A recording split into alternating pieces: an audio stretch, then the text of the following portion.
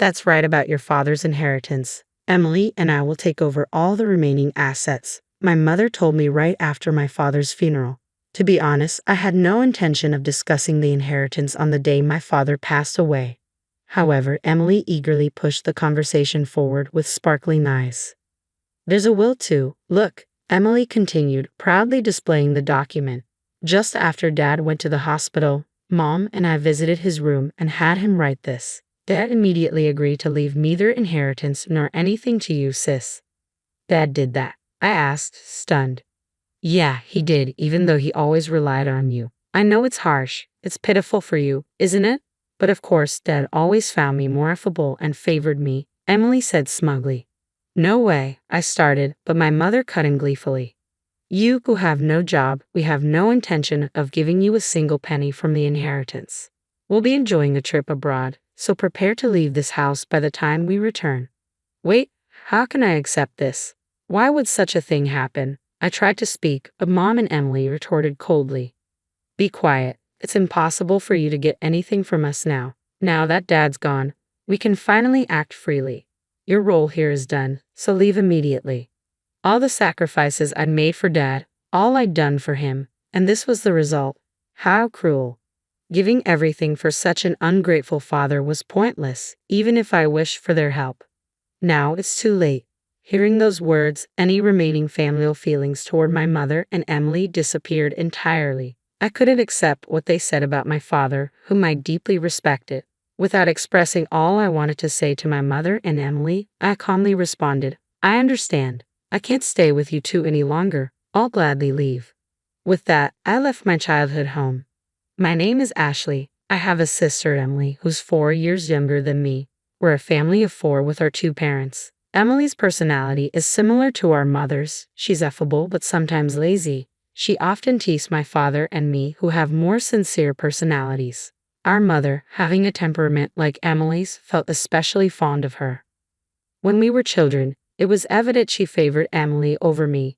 Whenever she met her friends, my mother would only take Emily with her, often leaving me at home. According to her, it's embarrassing to show plain and quiet Ashley to my friends.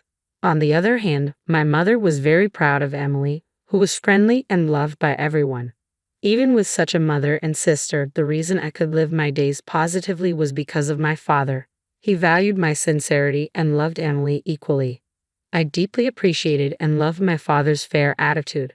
Even after becoming an adult, the way my mother treated me remained unchanged. However, thanks to my father's presence, our household remained stable. But after my father retired at 65, an incident occurred at home. He tripped over a small step in the house and broke a bone. Although he tried hard with surgery and rehabilitation, his aging muscles didn't recover easily. As he spent more time bedridden and needed care, the dynamics at home changed. My mother and Emily became even colder toward him. Hey Mom, what do you think about this inn? Emily asked. Yeah, it looks good. The food seems delicious too. Maybe we should go with this one, my mother replied, looking at a guidebook. They chatted excitedly. What are you talking about? I asked. We're planning for a family trip, my mother answered with a hint of annoyance. But considering Dad's difficulty in moving around, isn't traveling difficult for him? I responded.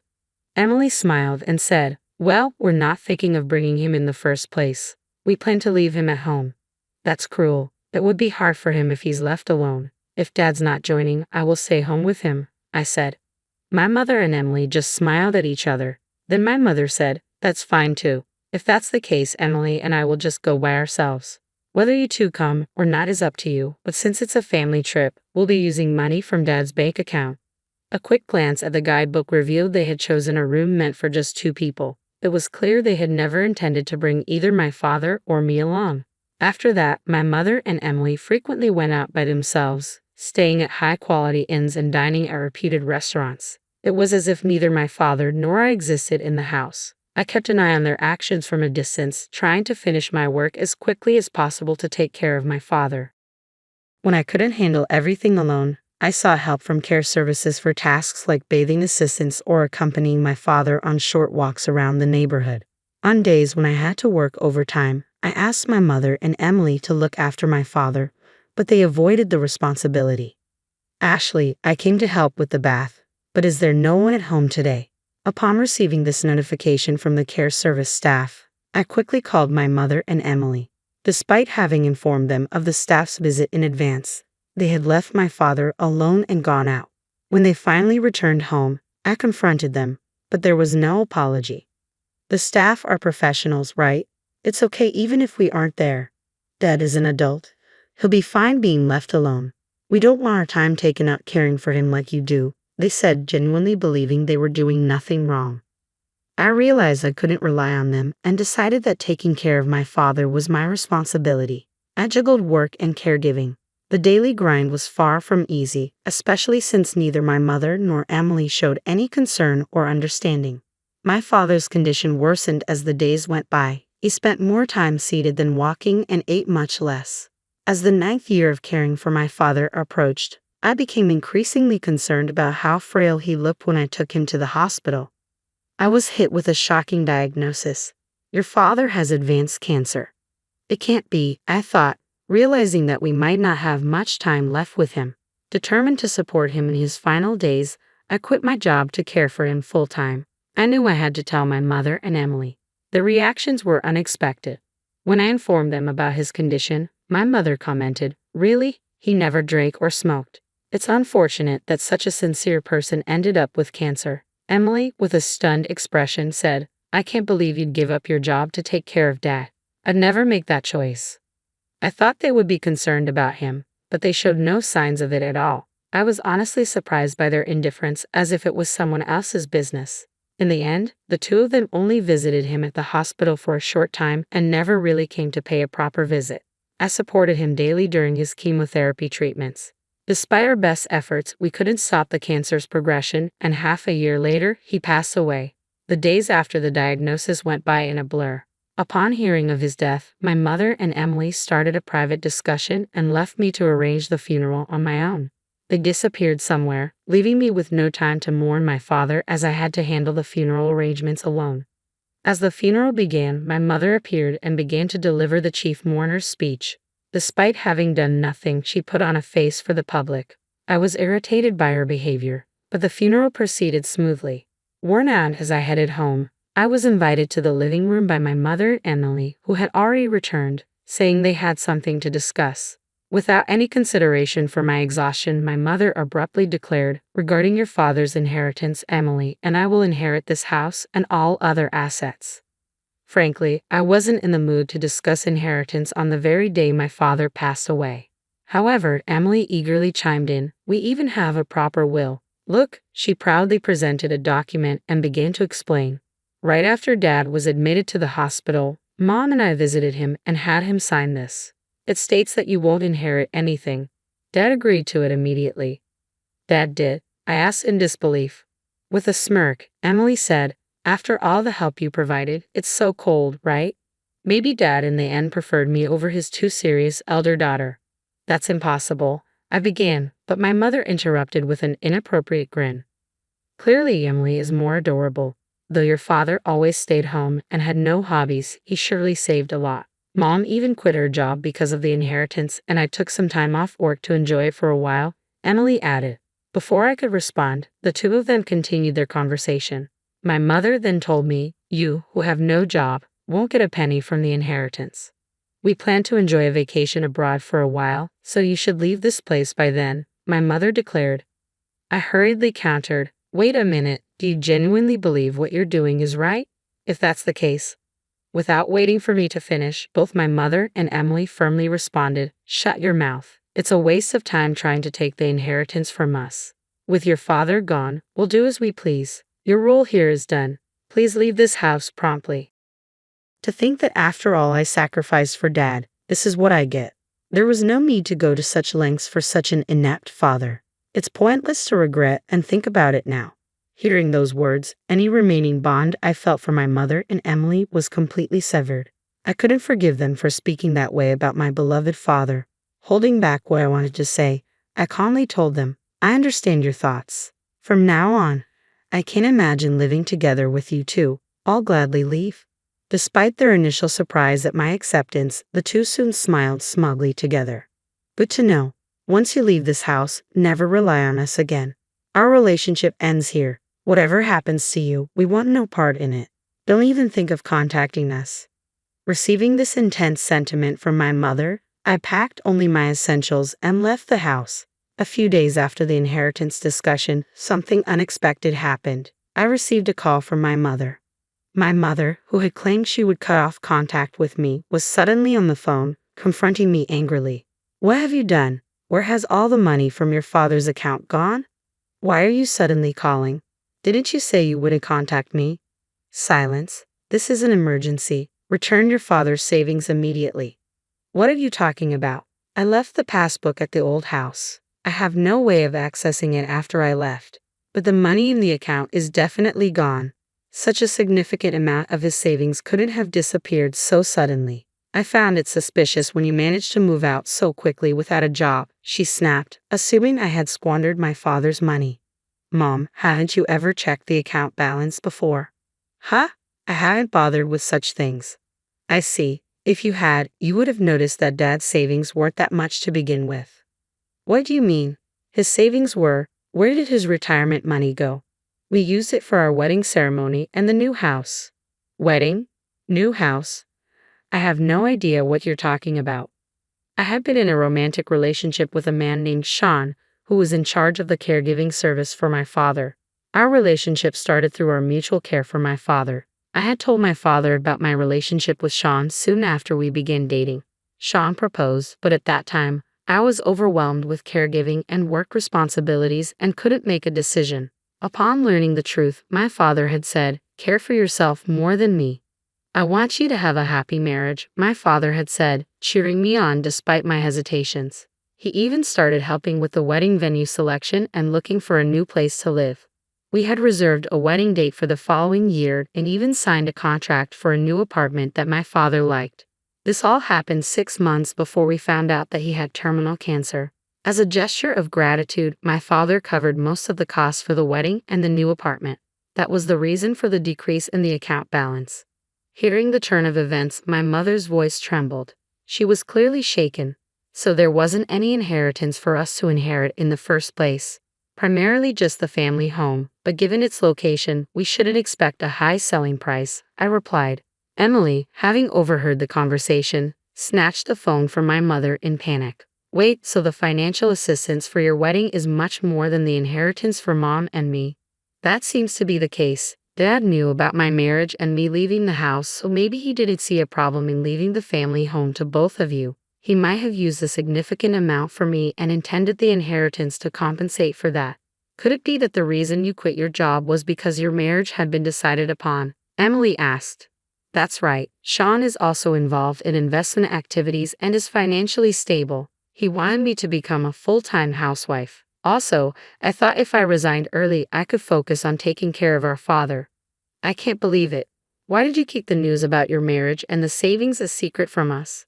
Taking a deep breath, I answered, "I thought about telling you several times, but every time, neither of you showed any interest and avoided the topic. Why didn't you stop me from taking a break from work or Mom from quitting her part-time job?" "How are we supposed to live now? I wanted to talk to you after the funeral. Wasn't it you and Mom who shut me down, saying you can't expect anything from us? But I thought family members should help each other out.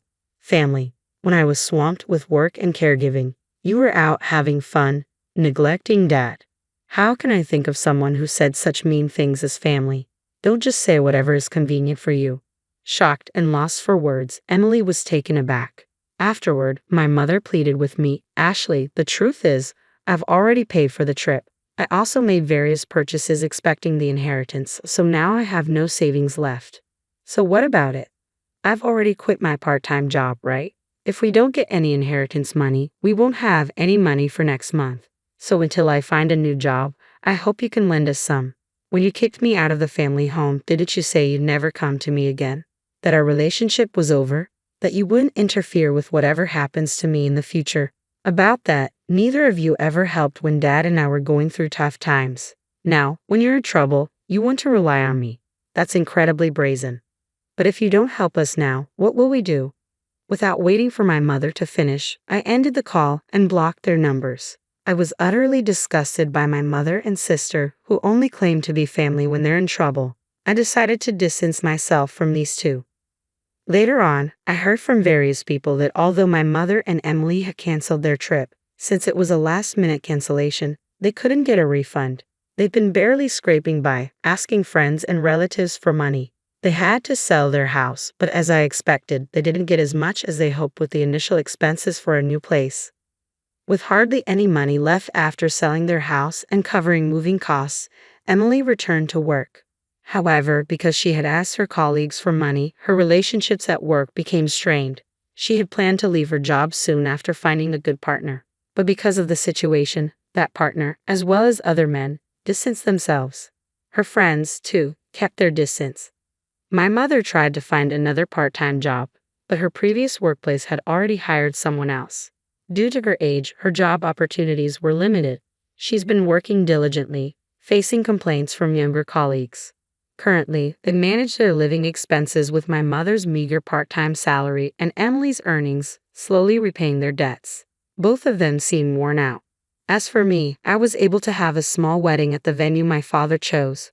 The only regret is that my father couldn't be there for my wedding, but I believe he's watching over our happy moments from somewhere. My married life with Sean has been smoother than expected. We're enjoying peaceful and fulfilling days together. I'm eternally grateful to my father for supporting my relationship with Sean and giving me this opportunity to build a peaceful life with my husband, always remembering my gratitude to my father. At 3 a.m., my greedy sister stole my business credit card and phone, draining $60,000 before flying to Italy with my parents for a luxury vacation. They laughed, flaunting my money online. A text followed. "Thanks for the credit card." I smiled, typed one email, and waited. An hour later, their dream vacation turned into a nightmare. I never thought betrayal would come from the very people I spent my entire life taking care of. If someone had told me years ago that my own blood would turn against me for money, I would have laughed in their face. But here I am, sitting in the middle of the mess they created. Looking back at the moment, everything started falling apart. For years, I had worked tirelessly to build my business from the ground up. I wasn't handed anything in life. I earned every single dollar through long hours, sleepless nights, and sacrifices.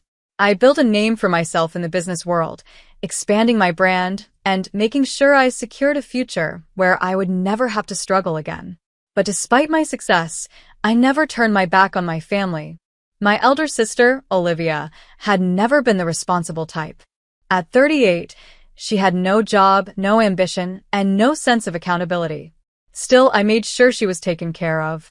I sent her $4,000 every month so she could live comfortably without having to worry about rent or expenses. My parents, David and Margaret, weren't struggling either, but I still sent them money out of love and respect. After all, they were my family. I believed in taking care of them. But greed is a strange thing. No matter how much you give, some people will always want more. It started one evening when Olivia called me. I could tell by her tone that she wasn't just calling to check in. "Luna, we need to talk," she said firmly. I sighed, already exhausted from a long day at work. "What is it, Olivia?" She hesitated for a moment before saying, "I need more money. $4,000 a month isn't enough. I want $5,000 extra. That's not too much for you, is it?" I almost laughed. "You want $9,000 a month to do nothing? Olivia, I already give you more than enough. I have bills, business expenses, and my own life to take care of." "You're rich, Luna," she snapped. "You have everything. What's a few extra thousand for your own sister?" I pinched the bridge of my nose. "It's not about the money, Olivia. It's about the principle. You're not even trying to do anything for yourself." She scoffed, and I could hear my mother's voice in the background. "You should be grateful, Olivia. If she were a real sister, she wouldn't think twice." I felt a sharp sting in my chest. I had done nothing but support them, and yet they made me feel like a villain for setting boundaries.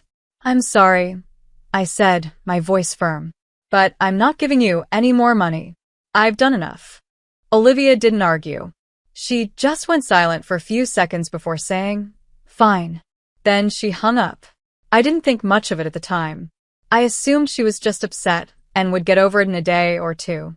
But I had no idea that phone call was the beginning of something much worse. That night, I went to bed early, feeling drained from the argument. I had no idea that while I was sleeping peacefully in my own home, my sister and my parents were plotting against me. At some point in the middle of the night, they broke into my room. Olivia took my phone from the nightstand while my parents rummaged through my office, stealing my business credit cards. They worked quickly and quietly, knowing exactly what they were looking for. They weren't just stealing from me. They were emptying my hard-earned money for their own greed. They transferred $60,000 from my account to Olivia's, covering their tracks as best they could before disappearing into the night. And then, as if that wasn't enough, they booked themselves a luxurious vacation to Italy. I had no idea any of this had happened. I slept through it all, completely unaware that my own family had stabbed me in the back. The next morning, I woke up later than usual, my head pounding. Maybe it was the stress of the argument the night before, but I felt heavier than usual, sluggish and uneasy. I reached for my phone, but it wasn't there. I frowned, sitting up and checking my nightstand. Nothing. That's when my landline rang. "Luna Carter?" A professional voice said on the other end. "Yes, who is this?" I asked, rubbing my temples. "This is Alex from First National Bank.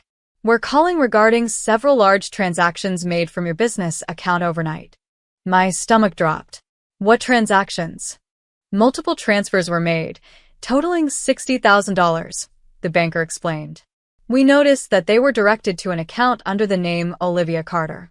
We wanted to confirm if these were authorized." I felt my entire body go numb. No, I did not authorize any of that. The banker hesitated. "Would you like us to freeze your accounts?" "Yes." "Do it now." I snapped, panic flooding my veins. I hung up and rushed to my office, searching for my business credit cards. They were gone. Then I realized something worse. My phone was missing too. A creeping sense of horror crawled up my spine. My own family. Olivia, my parents, they wouldn't. Would they? I ran to my laptop, my hands shaking as I logged into Instagram. And there it was. The ultimate betrayal, displayed for the world to see. Olivia, wearing expensive sunglasses, holding up a glass of champagne in a high-end restaurant. The caption read, "Italy, baby. Living the good life.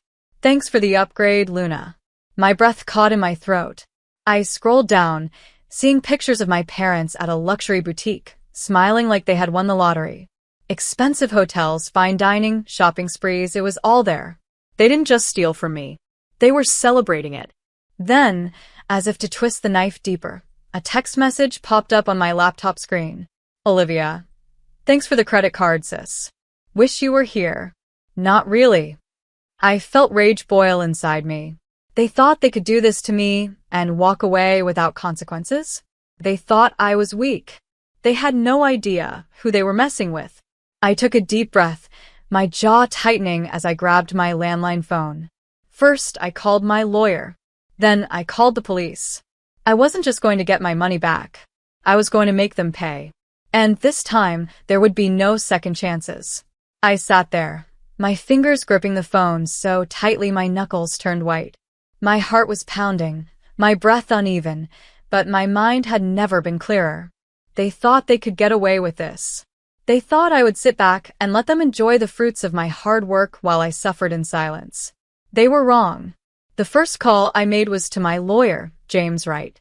He answered on the second ring, his voice calm and steady, just as I needed it to be. "Luna, what's wrong?" he asked, immediately sensing the urgency. "They stole from me, James," I said, my voice cold. "Olivia and my parents. They took my business credit cards, my phone, and transferred $60,000 to Olivia's account.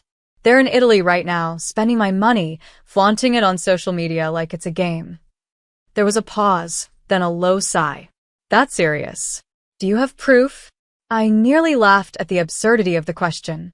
"Oh, I have more than enough. Bank records, missing cards, and their Instagram posts basically confessing to the crime. Olivia even texted me, thanking me for my gift."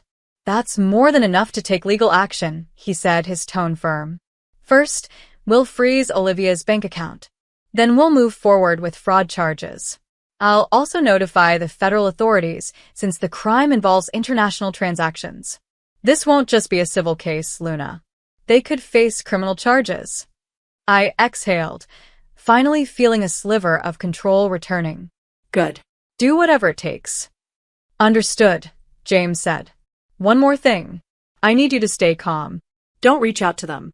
Let them think they've won. The moment they suspect something, they might try to run or hide the money. I swallowed the anger bubbling inside me, forcing myself to nod even though he couldn't see me. I won't do anything rash. After hanging up, I made my second call to the bank. Within minutes, Olivia's account was frozen. Whatever money she hadn't spent, yet was locked away, untouchable. It was small satisfaction, but I knew it was only the beginning. Then I waited. It wasn't easy. Every hour that passed felt like torture, knowing that they were still out there, enjoying my money, living a life they didn't earn. But I kept my promise. I stayed silent, watching from the shadows as my case against them built up like a storm waiting to break. 3 days later, James called me with an update. The federal authorities are officially involved, he said. They've issued an international arrest warrant. Italian police will be notified soon. I felt my stomach tighten. How soon is soon? They could be arrested within the next 48 hours, James said. We have enough evidence to ensure they won't get out of this easily. For the first time since this nightmare began, I allowed myself to smile. 2 days later, I received a call from an unfamiliar number. The moment I answered, I recognized the voice. Luna, Olivia said, her voice sharp with panic. What the hell did you do? I leaned back in my chair, my tone flat. Oh, I don't know, Olivia. Maybe you should tell me. I'm curious, how's Italy? She ignored my sarcasm. My bank account is frozen. I can't access my money. And she hesitated, her voice dropping. There are police officers outside our hotel. I grinned. Interesting. Sounds like a problem, Olivia. You set us up, she shrieked. You. I interrupted her. I didn't set you up. You did this to yourself. You stole from me, Olivia. You thought you were clever, but you left a trail so obvious that even a child could have solved this case. She started to say something, but I cut her off again. By the way, don't expect me to bail you out. You made your choice. Now live with it. Before she could reply, I hung up. It wasn't long before the real fun began. Just a few hours later, news broke. Olivia and my parents had been arrested in Italy. They were taken into custody at their luxury hotel, handcuffed in front of dozens of tourists and staff. Witnesses later described how Olivia screamed and tried to resist, how my mother burst into tears, and how my father, the ever-proud man, was left standing silent and humiliated. It was everything they deserved. I saw the news through social media first. People had recorded videos of the arrest, and the clips quickly spread. My sister, once so confident and smug, was now a pathetic mess, sobbing as police escorted her away. My parents looked just as pitiful, their entitled expressions wiped clean by sheer terror. They thought they were untouchable. They weren't. I watched those videos over and over again, each time feeling a little lighter, a little stronger. This was justice, not just for the money they stole, but for all the times they made me feel like I wasn't enough, like I owed them my success. Later that evening, my lawyer called again. It's done, James said. They're being processed as we speak. Italian authorities are working with U.S. officials to extradite them back home. Given the amount they stole, they're facing serious charges. Fraud, identity theft, and unauthorized financial transactions to start. I closed my eyes, exhaling slowly. And what's next? James hesitated. They might try to reach out to you. They'll beg, they'll apologize. But if I were you, Luna, I wouldn't listen. I chuckled. Oh, I won't. Sure enough, that night, I received an unknown call. I let it go to voicemail, then listened. It was my mother. Luna, sweetheart, she began, her voice trembling. We made a mistake. We never meant to hurt you. Please, you have to help us. We're your family. We're sorry, Luna. Please, don't let this happen to us. I deleted the message without a second thought. Then came another voicemail. Olivia, desperate and furious all at once. You think you've won? She hissed. You think this is over? You're nothing without us, Luna. Nothing. You'll regret this. I laughed. Actually laughed. Because she was wrong. For the first time in my life, I was finally free. And they were the ones who would live with regret. The next morning, I woke up feeling something I hadn't felt in a long time. Peace. For the first time in years, I didn't wake up with the weight of my family's demands pressing down on me. There were no guilt-tripping messages, no last-minute pleas for money, no passive-aggressive remarks about how I owed them everything.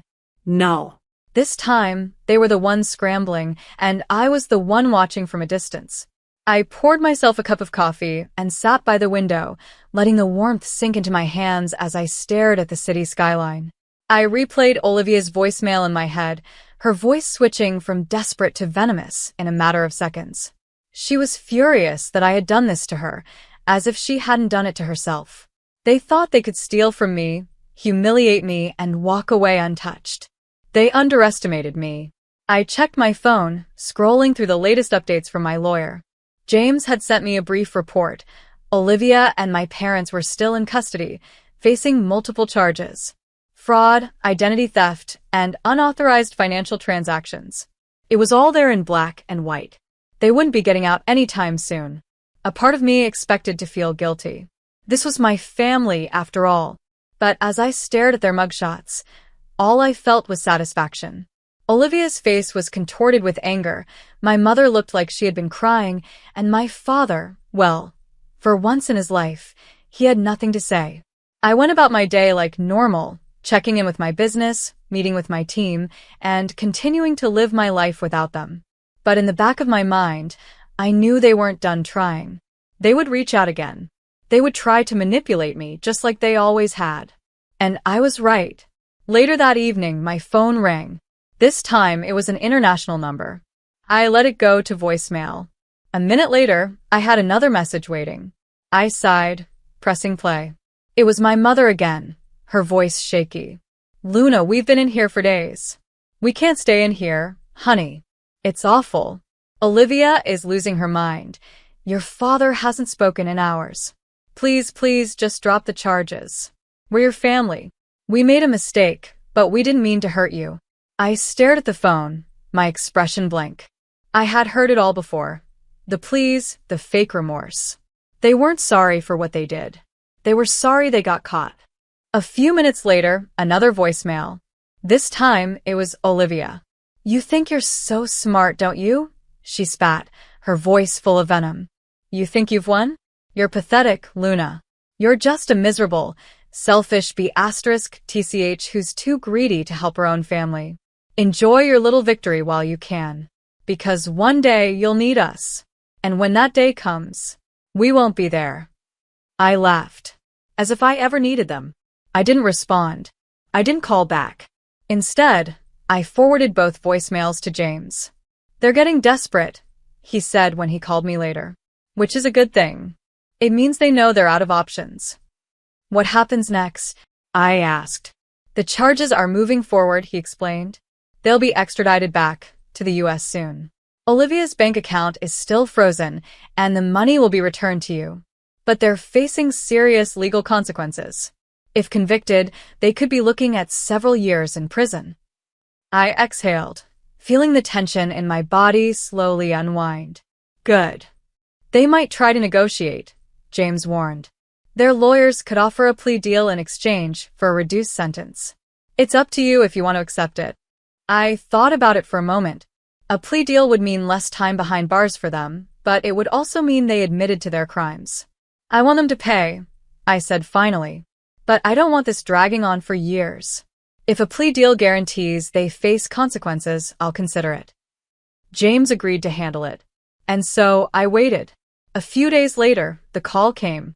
They've agreed to a deal, James said. Olivia and your parents will avoid prison, but they'll have to pay back every cent they stole. On top of that, Olivia will have a criminal record, and your parents' assets will be seized to help repay the debt. I smiled. It was perfect.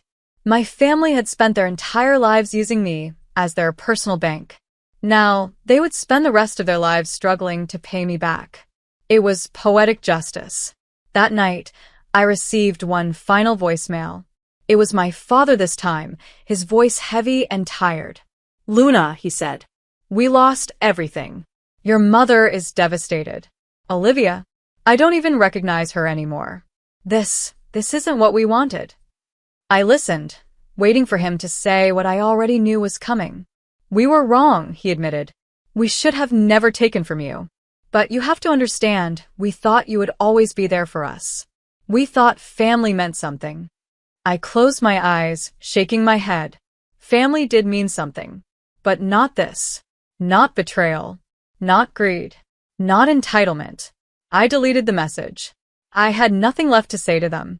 In the days that followed, I found myself thinking about my family less and less. The rage, the betrayal, the pain, it was all fading into the background, replaced by something far stronger. Peace. Relief. Freedom.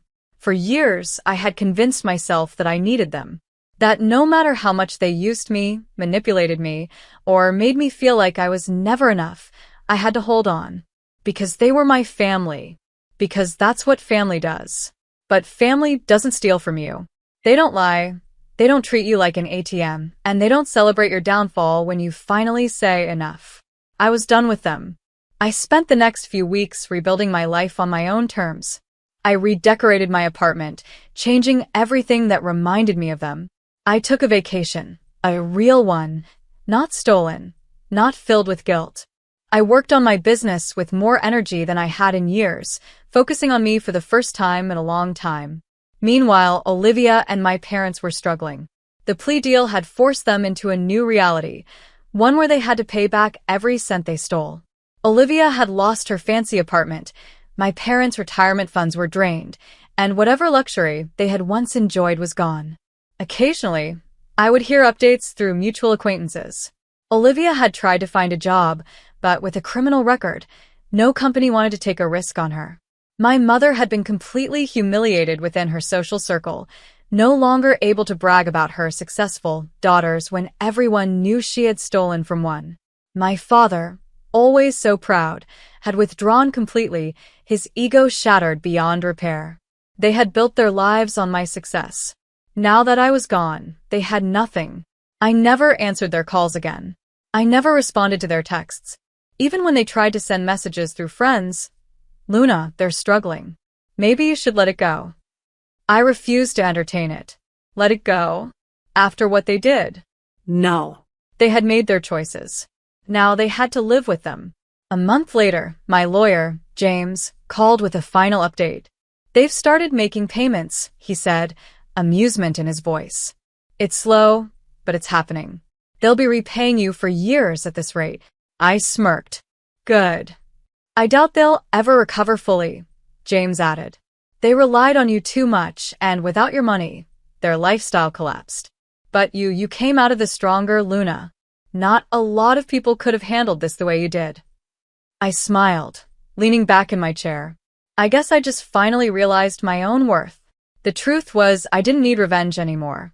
That part of me, the part that wanted to see them suffer, had disappeared. Not because I forgave them, not because I felt sorry for them, but because they didn't matter anymore. They were nothing more than a closed chapter in my life. That night, I poured myself a glass of wine and stepped out onto my balcony, looking over the city. The air felt lighter. The silence felt calm, not lonely. For the first time in years, I belonged to myself. No more guilt. No more obligation. No more being used. Just me. And that was enough. I raised my glass to the night sky, whispering a final goodbye to the past. Then, I turned and walked back inside, ready for whatever came next. The end. My cruel parents treated me like a stepdaughter. At my grandma's funeral, the lawyer read the will. I inherited all $150 million, while they got nothing. My younger brother's face turned red with rage. "Give me the money for my business, or I'll ruin your life," he threatened. I stayed calm, smiled, and handed them a bag. "Here's what you deserve." They opened it, their faces twisting in horror. My mother collapsed, my father went pale, and my brother screamed. Tears streamed down their faces. I just laughed and walked away. I never truly understood what it meant to be invisible until I became a part of my own family. From the moment I was old enough to recognize love and favoritism, I knew I would always come second to my younger brother, Liam. No matter what I did, how hard I worked, or how much I achieved, it was never enough. Liam was the golden child, the one my parents worshipped, while I was just there. Growing up in New York, our family lived in luxury. My father, Charles Reynolds, had built a respectable business, and my mother, Margaret, took pride in flaunting our wealth at extravagant social gatherings. But despite all the money, I never felt rich. Not in love, not in appreciation. Liam, on the other hand, was treated like royalty. He could do no wrong in my parents' eyes. If he failed at school, it was because the teachers were unfair. If he got into trouble, it was because his friends had led him astray. If he wasted money, it was because he deserved to enjoy life. But me? I was expected to be perfect, to be responsible, to fix the problems he created. I spent my teenage years drowning in expectations, excelling in academics, pushing myself beyond limits, all in the hopes that maybe, just maybe, my parents would finally see me. But they never did. The moment Liam showed even the smallest interest in something, all attention shifted to him. And when I got my degree in finance and landed a prestigious job as a financial analyst, my parents barely acknowledged it. My mother's only response was, "That's nice, dear. But did you hear? Liam is considering opening his own business." Liam, the one who had never held a real job, never taken life seriously, was suddenly planning a business? I knew right then that my parents would do whatever it took to fund him, even if it meant draining every last cent of their money. But what I didn't expect was my grandfather's decision. Henry Whitmore was a self-made billionaire, a man who had worked hard for everything he had.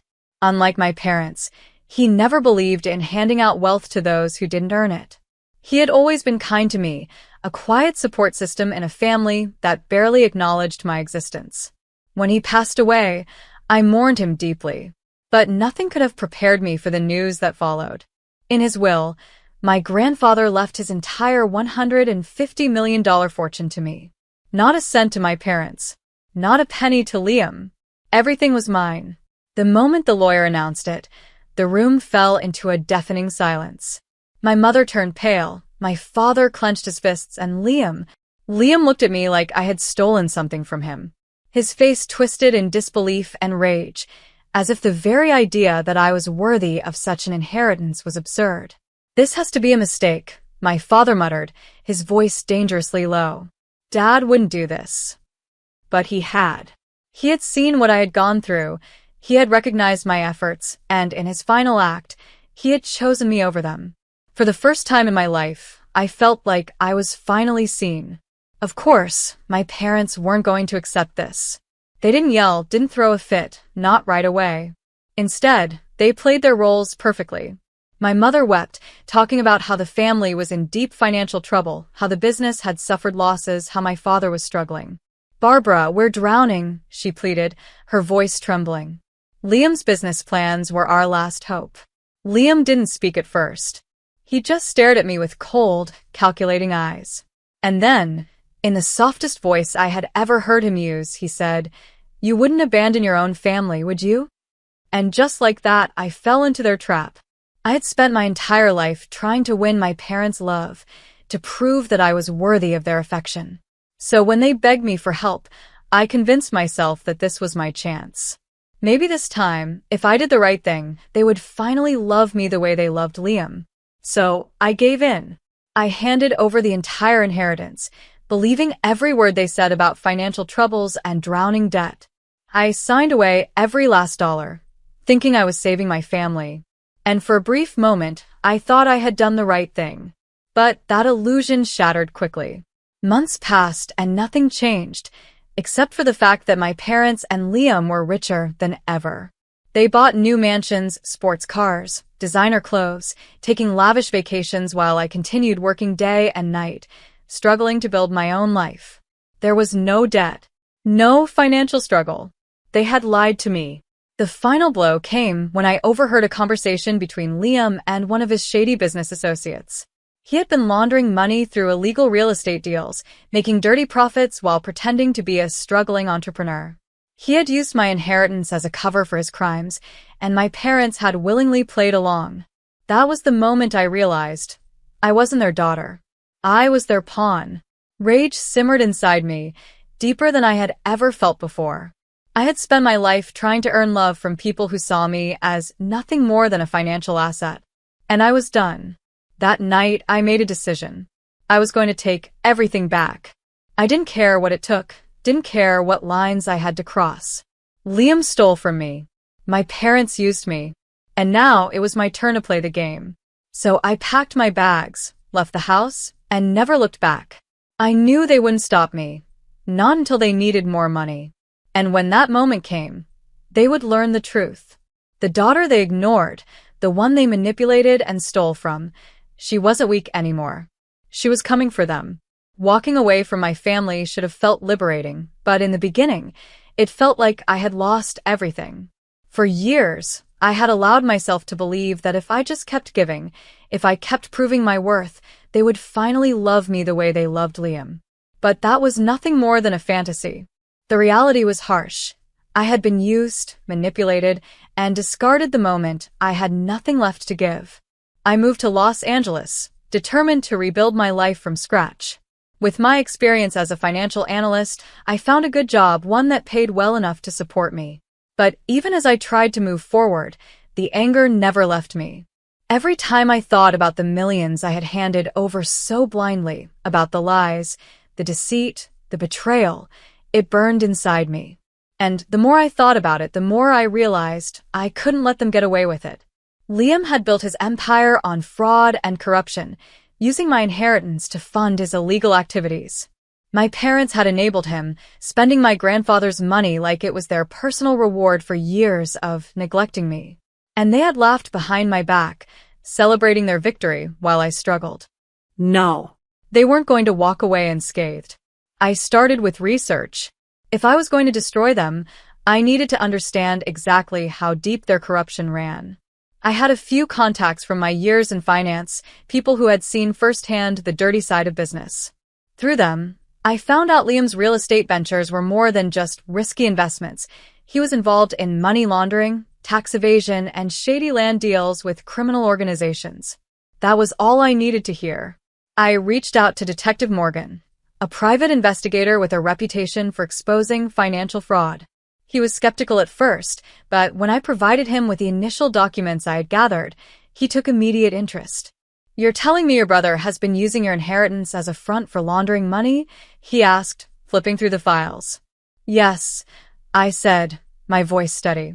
"And my parents have been covering for him. They convinced me to hand over my grandfather's money, but it was never about saving the family. It was about funding Liam's crimes." Morgan leaned back, studying me. "And why come forward now?" I smiled, but there was no warmth in it. "Because I want to see them fall. Every last one of them." From that day forward, we worked in silence. For months, Morgan and I built a case against Liam. He had connections that allowed us to dig deeper, uncovering transactions Liam thought were well hidden. Offshore accounts, fake property sales, forged documents. It was all there, buried beneath layers of deception. Meanwhile, I played my role perfectly. I pretended to forgive them. I called my parents one evening, keeping my voice soft, hesitant, just the way they liked me to be. "Mom, Dad, I miss you," I said, forcing a small sniff. I know things have been rough, but I don't want to lose my family over money." Margaret gasped, and I could almost hear her excitement. "Oh, sweetheart, we miss you too. We were just talking about how much we regret what happened." Lies. But I let her talk. "Come visit us," my father added. "Let's talk in person, like a real family." A real family? What a joke. But I agreed, and a week later, I flew back to New York, walking into the home I had once called mine. Everything about it felt different. I wasn't the same girl they had controlled all those years. This time, I wasn't here to beg for love. I was here to take everything back. Liam greeted me with his usual arrogance, flashing a smirk like he had already won. "Finally coming back to your senses, sis?" I smiled at him. Something like that. Over the next few weeks, I played my part flawlessly. I sat through their conversations, nodding along as they talked about how difficult things had been since I left. They never once apologized, never once acknowledged what they had done to me. Instead, they treated me like a child returning after a tantrum. It was disgusting. But I stayed patient because I knew what was coming. One night, Liam brought up a business opportunity. "I've got something big coming up," he said, swirling his drink lazily. "An exclusive deal, but I need investors. Since you're back, maybe we can work something out." I acted hesitant. "I don't know, Liam. I just started saving up again." Margaret leaned in, placing a hand over mine. "Oh, sweetheart, don't be selfish. We're family. We always look out for each other, right?" That was rich coming from her. And just like that, Liam walked straight into my trap. He offered me a fake investment deal, promising high returns. He gave me documents to sign, legal papers, except they weren't in his name. They were in mine. The fool actually thought he could use me as a scapegoat if things went south. I signed them without hesitation. What he didn't know was that every paper I signed had been modified by Morgan. The deal wasn't just fake, it was illegal. The money being transferred, it wasn't going into an investment. It was going directly to an account flagged for fraudulent activity. Liam had just sealed his own fate. The night before the plan unfolded, I sat in my old bedroom, staring at the ceiling. For years, I had dreamed of this moment. The day I would finally watch my family crumble, just as they had watched me suffer. I had loved them once. I had given them everything. And they had thrown me away. But tomorrow, I would no longer be the daughter they used. Tomorrow, I would be the reason for their destruction. The morning everything fell apart for my family, I woke up feeling strangely calm. I had spent months planning this, carefully setting every piece in place, ensuring there was no way out for them. And now, all that was left to do was watch the inevitable destruction unfold. I sat at the breakfast table with my parents and Liam, listening to them talk about their next vacation to Europe, oblivious to the storm that was about to hit. Margaret was gushing about the latest designer brands she wanted to buy, while Charles sipped his coffee like a man without a single worry in the world. Liam, ever the arrogant fool, was scrolling through his phone, checking the fake investment deal he thought he had trapped me in. He had no idea that every move he had made had been traced, documented, and handed over to the authorities. The knock at the door came right on time. My mother glanced up, frowning slightly. "Are we expecting anyone?"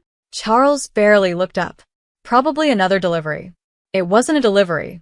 The moment he opened the door, federal agents flooded into the house, guns drawn, voices sharp as they barked out orders.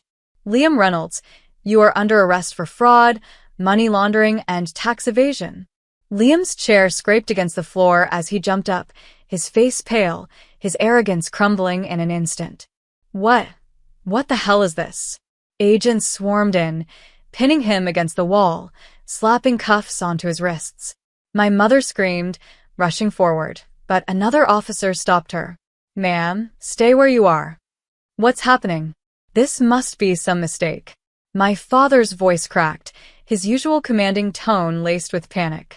I stood up slowly, placing my coffee cup down with deliberate ease. And then, for the first time in my life, I looked at them with complete indifference. "There's no mistake," I said, watching the horror dawn on their faces. "Liam's been laundering money for years. And now, it's all caught up to him." Liam whipped his head toward me, his eyes wide with betrayal. You really thought you could trap me in an illegal deal and use me as your scapegoat?" I tilted my head, feigning amusement. "You should have been more careful with your paperwork, Liam." His expression twisted into one of pure rage. "You set me up?" I stepped closer, my voice icy and controlled. "I didn't set you up, Liam. You did this to yourself. I just made sure the right people saw it." He lunged toward me, but the agents tightened their grip, shoving him toward the door. "You're going to pay for this, Barbara," he snarled. "You think you're so smart. You think you can do this to your own family?" I smiled. Watch me. As the agents dragged him outside, I turned to face my parents. Margaret was shaking, clutching her chest like she had been stabbed. Barbara, please, you have to fix this. Charles looked ready to explode, his face red with fury. Do something. Do something? I repeated, laughing softly. Like what? Cover up your son's crimes? Pay off the authorities? I'm afraid you're out of money, Dad. My father froze, the realization hitting him like a freight train. I reached into my purse and pulled out a folder. Oh, did I forget to mention? I said sweetly. You signed over all your assets to me. My mother blinked. What? I opened the folder, flipping through the documents. The papers you signed? The ones you thought were for a loan? They were actually ownership transfer agreements. This house, your bank accounts, your stocks, they're all mine now. My father stumbled back, his breath coming out in short gasps. No. No, this isn't possible. Margaret let out a strangled sob. Barbara, we're your parents. You can't just take everything from us. I shrugged. Why not? You took everything from me. And then, to seal their fate, I made one final move. I walked to the door, where the lead agent stood, watching the scene unfold. By the way, I said, turning to him, you might want to look into my parents' bank records. I have reason to believe they've been funneling money into offshore accounts. The officer nodded, already pulling out his radio. We'll be looking into that. My mother let out a wail, falling to her knees. No, you can't do this to us. I stepped past them, my heels clicking against the polished marble floor, the same floor I had once walked on as a forgotten daughter, a pawn, a fool who thought love could be bought. But not anymore. As I walked out the door, I glanced back one last time, my voice calm, final. This house will be foreclosed by the end of the week, I said. I'd start packing if I were you. And with that, I walked away. For good. I never looked back as I walked away from that house, the same house where I had spent years being overlooked, mistreated, and used. This time, I wasn't leaving as the desperate daughter hoping for approval. I was walking away as the one who had won. For the first time in my life, I was free. Liam was gone, thrown into the back of a federal vehicle, his fate sealed by his own greed and stupidity. He had played a dangerous game and lost, and I had made sure of it. My parents, once so powerful, so confident, had been reduced to two pathetic, broken people begging for mercy. It was poetic justice, really. They had taken everything from me, and now I had taken everything from them. I left New York that night, boarding a flight back to Los Angeles, without telling a single person. There was no reason to stay. I had done what I came to do. My past was in ruins, but my future had never looked brighter. The months that followed were quiet, peaceful even. For the first time, I didn't have to answer to anyone. I focused on my career, investing wisely, building my own success, not the kind handed down from inheritance, but the kind earned through intelligence and hard work. This time, everything I had was mine. Occasionally, I'd hear whispers about my family. Their fall had been swift and brutal. Without Liam's illegal dealings funneling money into their accounts, my parents had lost everything. The banks seized the assets, the house was auctioned off, and they were left with nothing. The last I heard, Charles and Margaret were living in a cramped rental apartment on the outskirts of the city, surviving off whatever savings they had left before it, too, ran dry. I didn't feel sorry for them. Liam, as expected, had been sentenced to 15 years in federal prison. The trial was quick. The evidence was overwhelming. Money laundering, tax fraud, illegal dealings. He had dug his own grave, and now he had no way out. I didn't attend the trial. There was no point.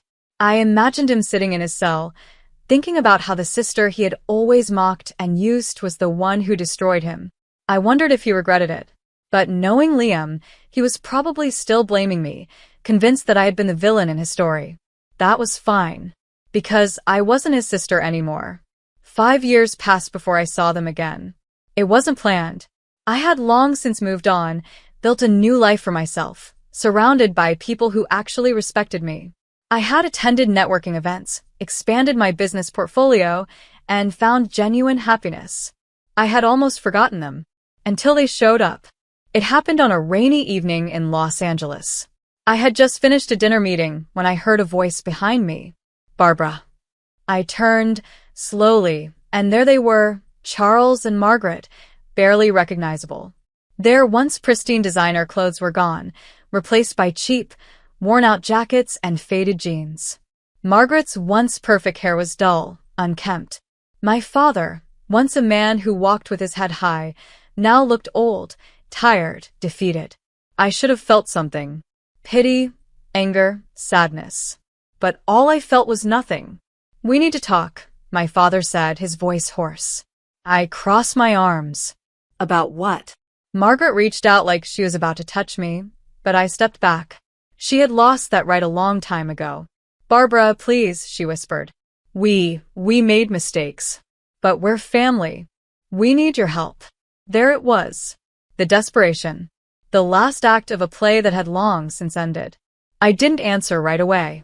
I just stared at them, taking in the sight of these two people who had once controlled my life, stolen from me, discarded me. And now, they had nothing. They were nothing. "Help," I repeated slowly. "You want my help?" Margaret nodded quickly. "We've been struggling. After everything that happened with Liam, with the house." I cut her off. "You mean after everything you did?" Silence. Charles cleared his throat. "Barbara, we just need a little money to get back on our feet. Nothing much. We know you've been doing well, and we thought—" I let out a short, humorless laugh. "You thought I'd just hand it over? Just like I did before?" Margaret flinched. She knew. She knew exactly what she had done. "I'm sorry," she whispered. I tilted my head. "Are you? Or are you just sorry that you lost?"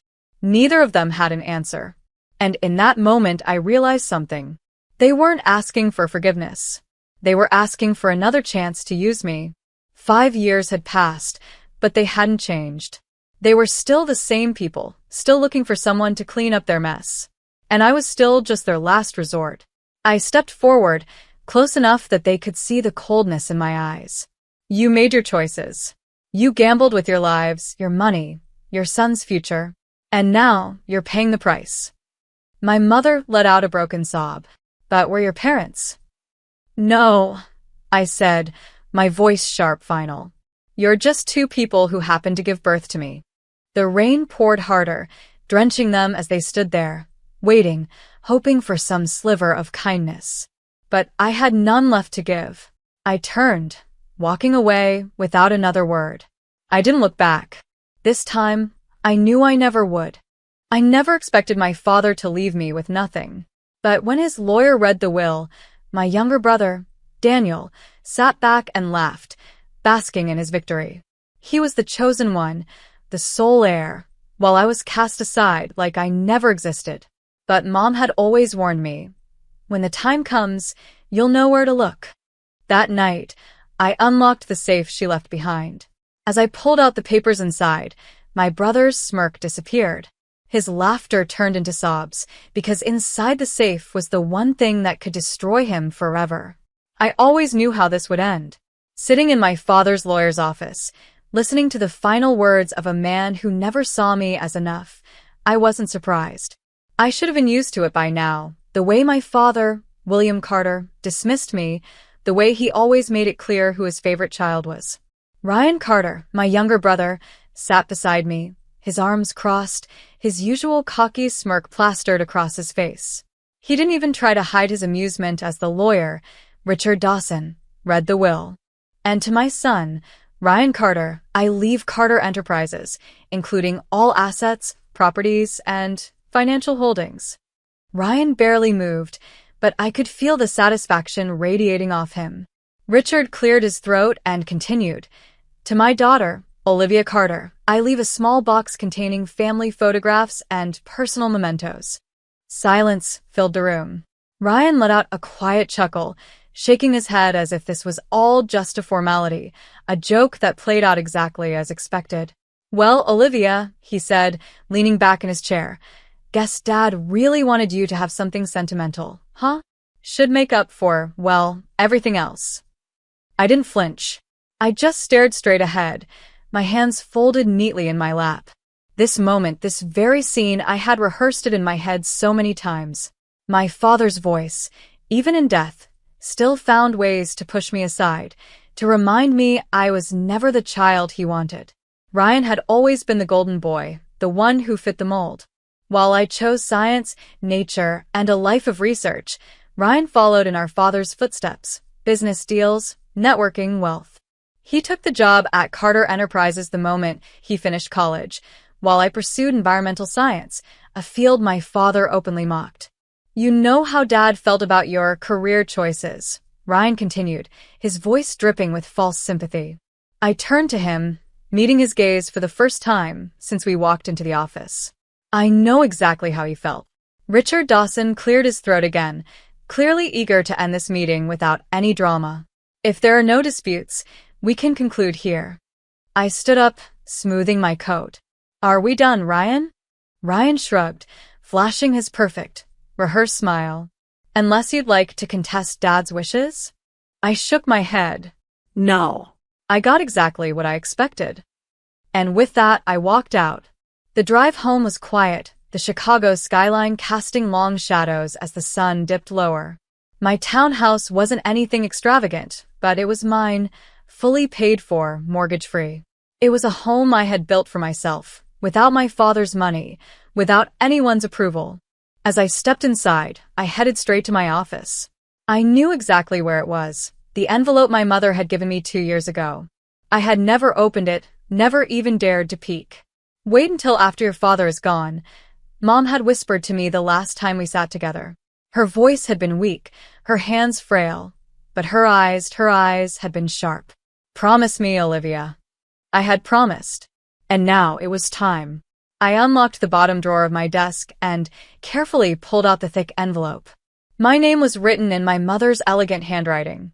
My hands trembled slightly as I peeled back the flap and slid out the contents. There were documents.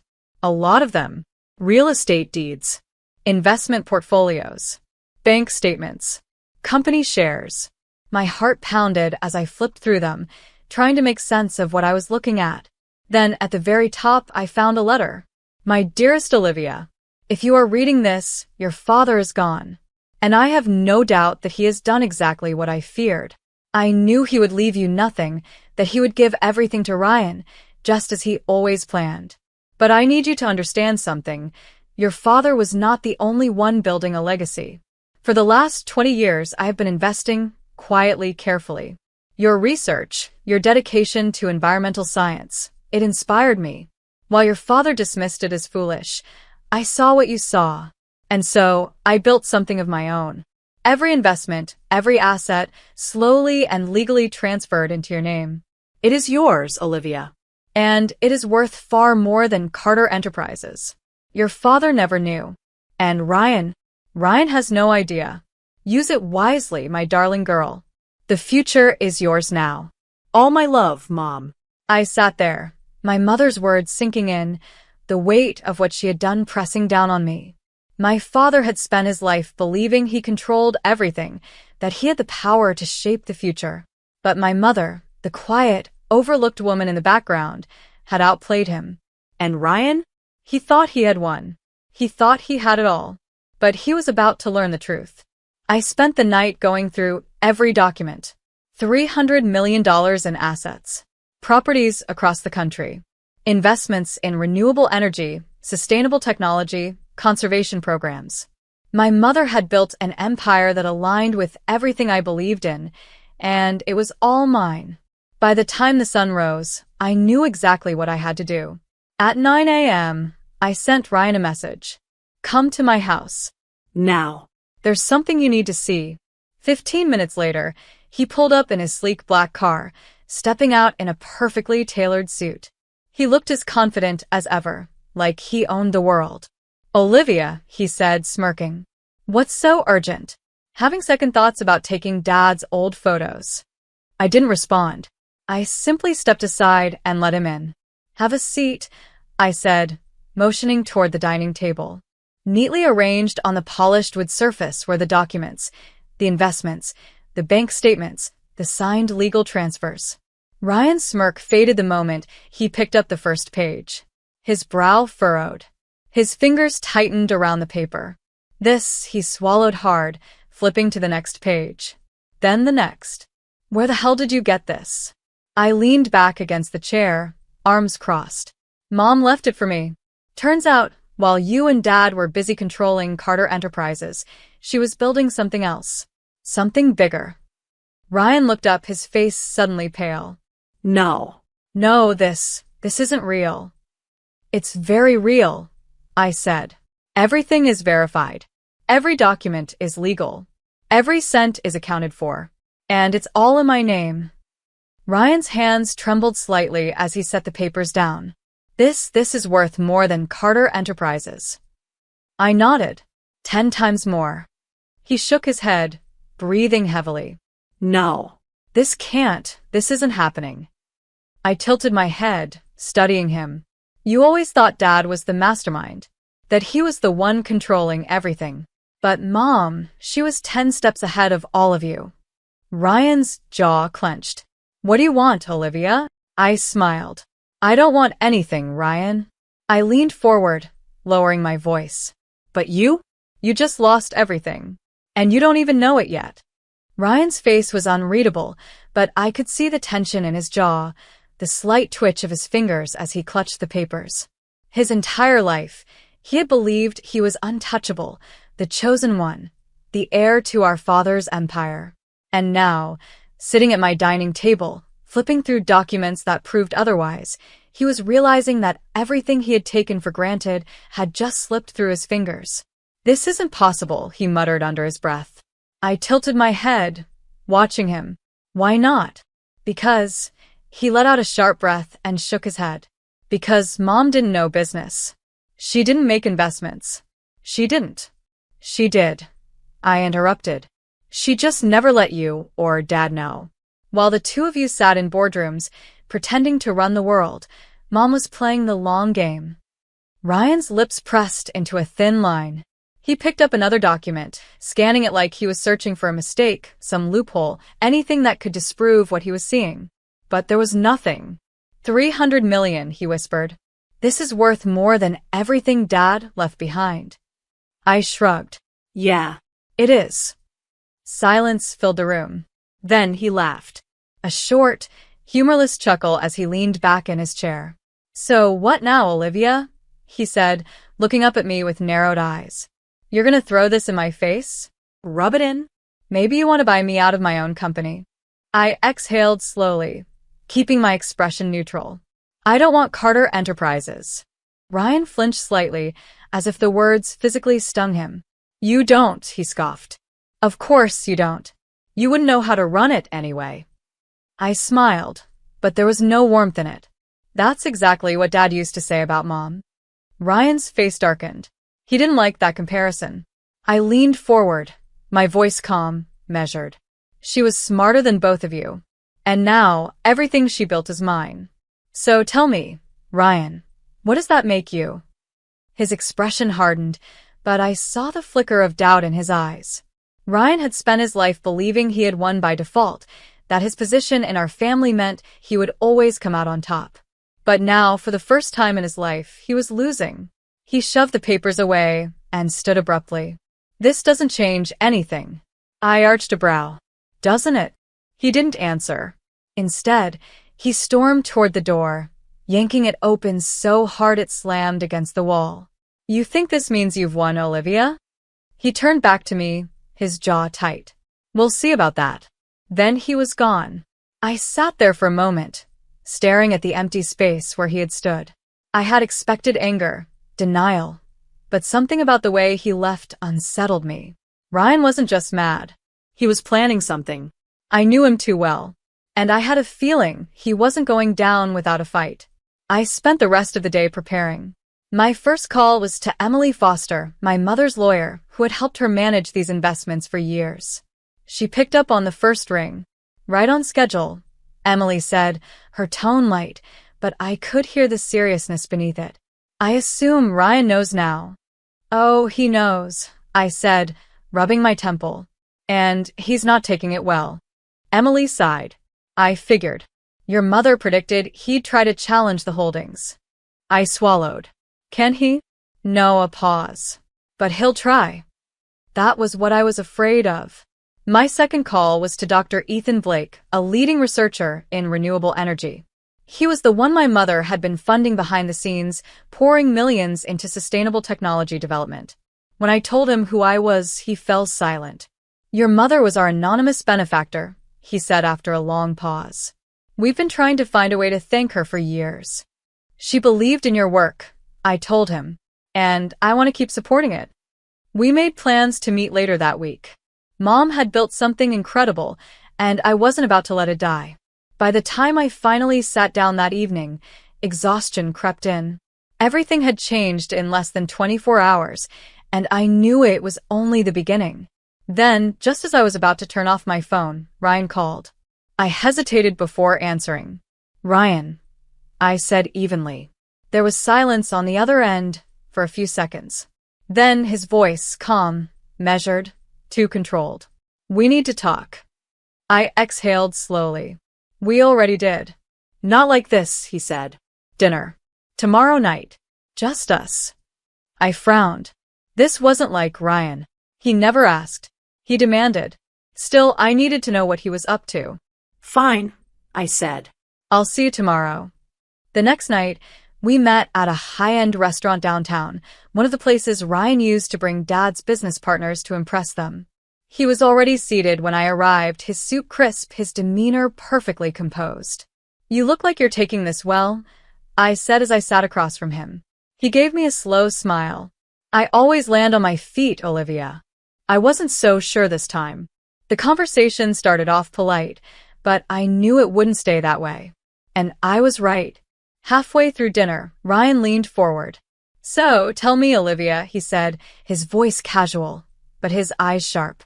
What's your plan? I set my fork down. My plan?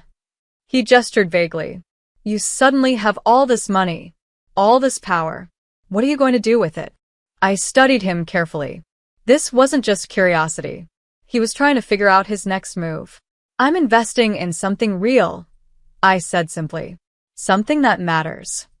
Ryan exhaled through his nose, shaking his head. You sound just like Mom. That wasn't an insult. But then, he leaned back in his chair, swirling the wine in his glass. You know, Olivia, he said, his voice smooth, Carter Enterprises isn't doing so well right now. I didn't react. I could use a little help, he continued. A business investment. Something mutually beneficial. I almost laughed. You want my money? Ryan shrugged, as if it was the most reasonable thing in the world.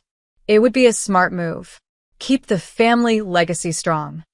I met his gaze. There it was. The desperation creeping in. I'm not interested, I said simply. Ryan's smile didn't waver, but I saw his fingers tighten around his glass. You sure about that? I nodded. Very. He stared at me for a long moment, then leaned in slightly. And that's when his mask slipped. I wouldn't be so quick to dismiss me, Olivia, he said, his voice low. You might have all the money now, but I still have the connections, the power, and I can make things very difficult for you. I didn't blink. I had expected a fight, but I wasn't afraid of him. Try me, I said. Ryan's jaw tensed. For a split second, I thought he might actually lunge across the table.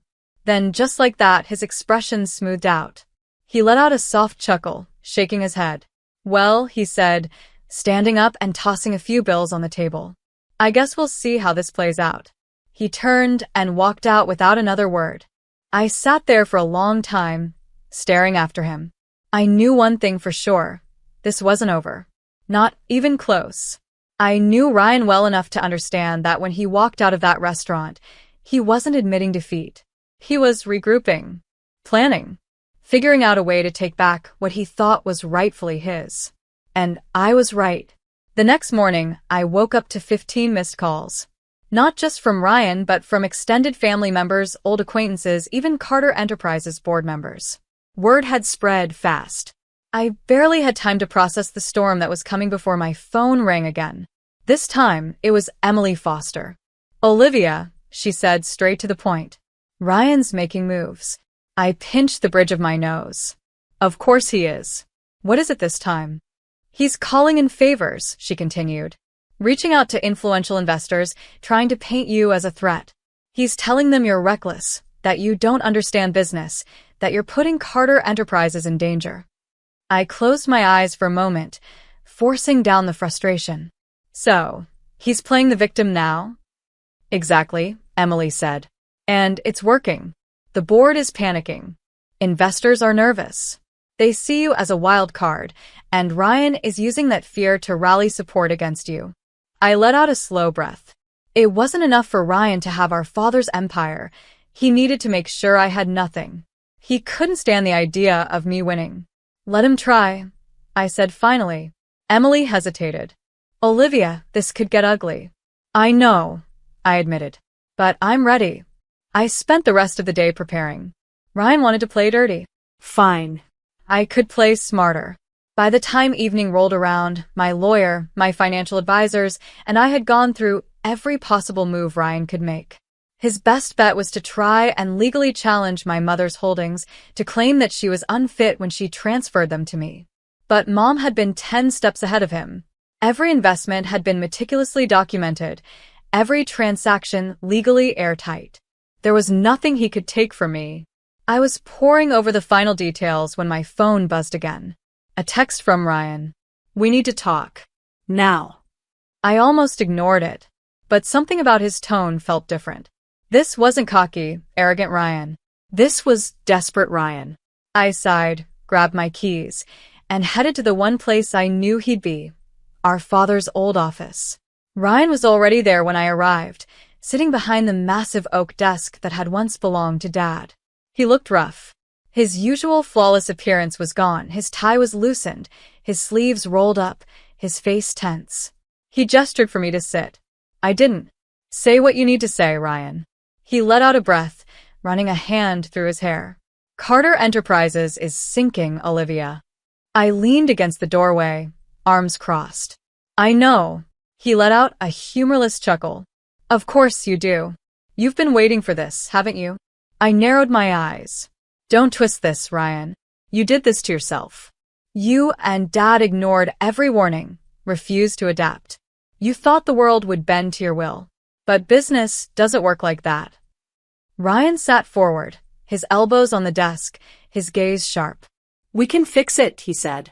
Together. I blinked. Excuse me? You and me, he continued. We merge what Mom built with Carter Enterprises.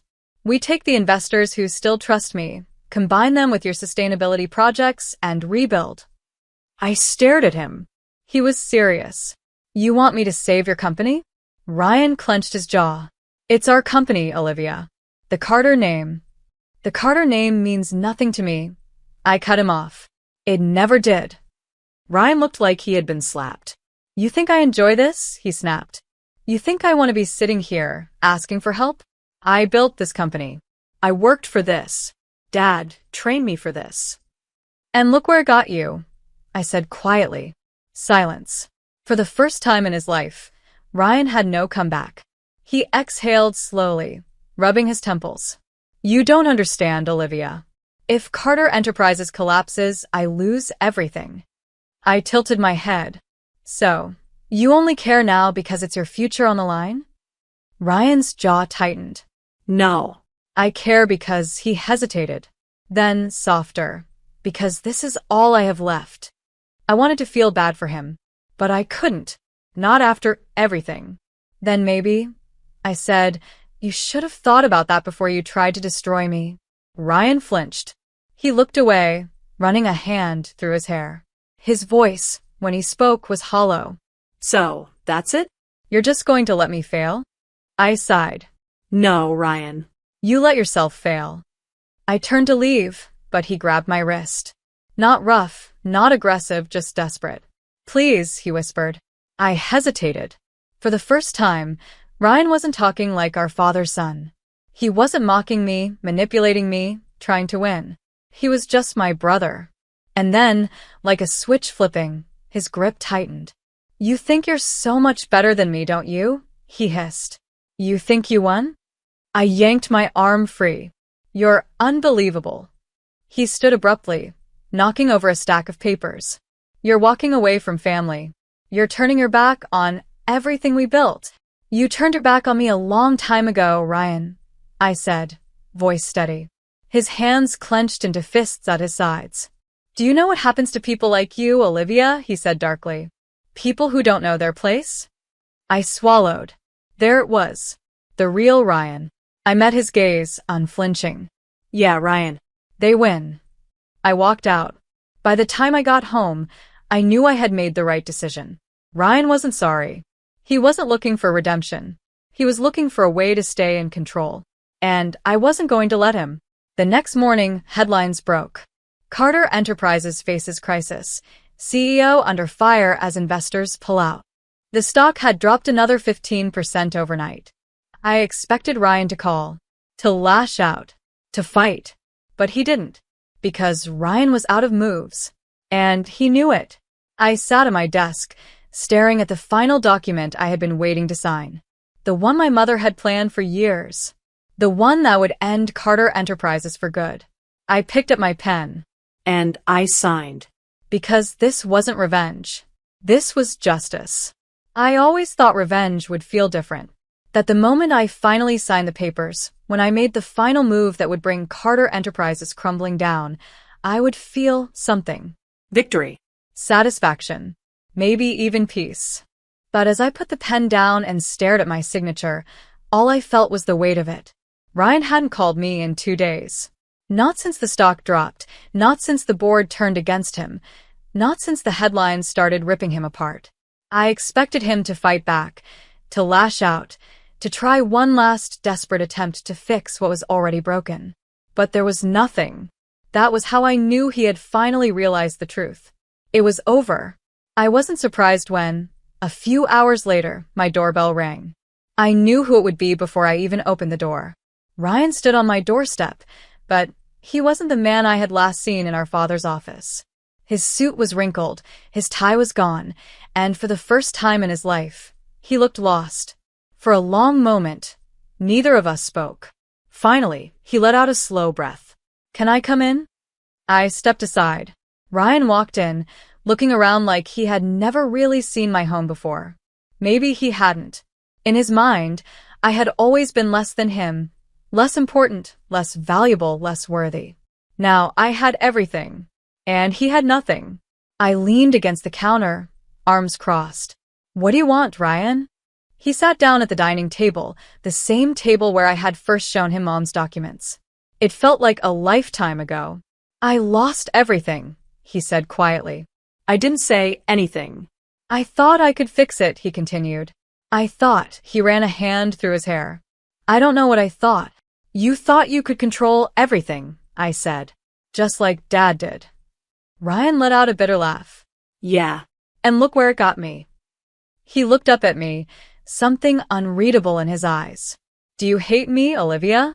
The question caught me off guard. Did I?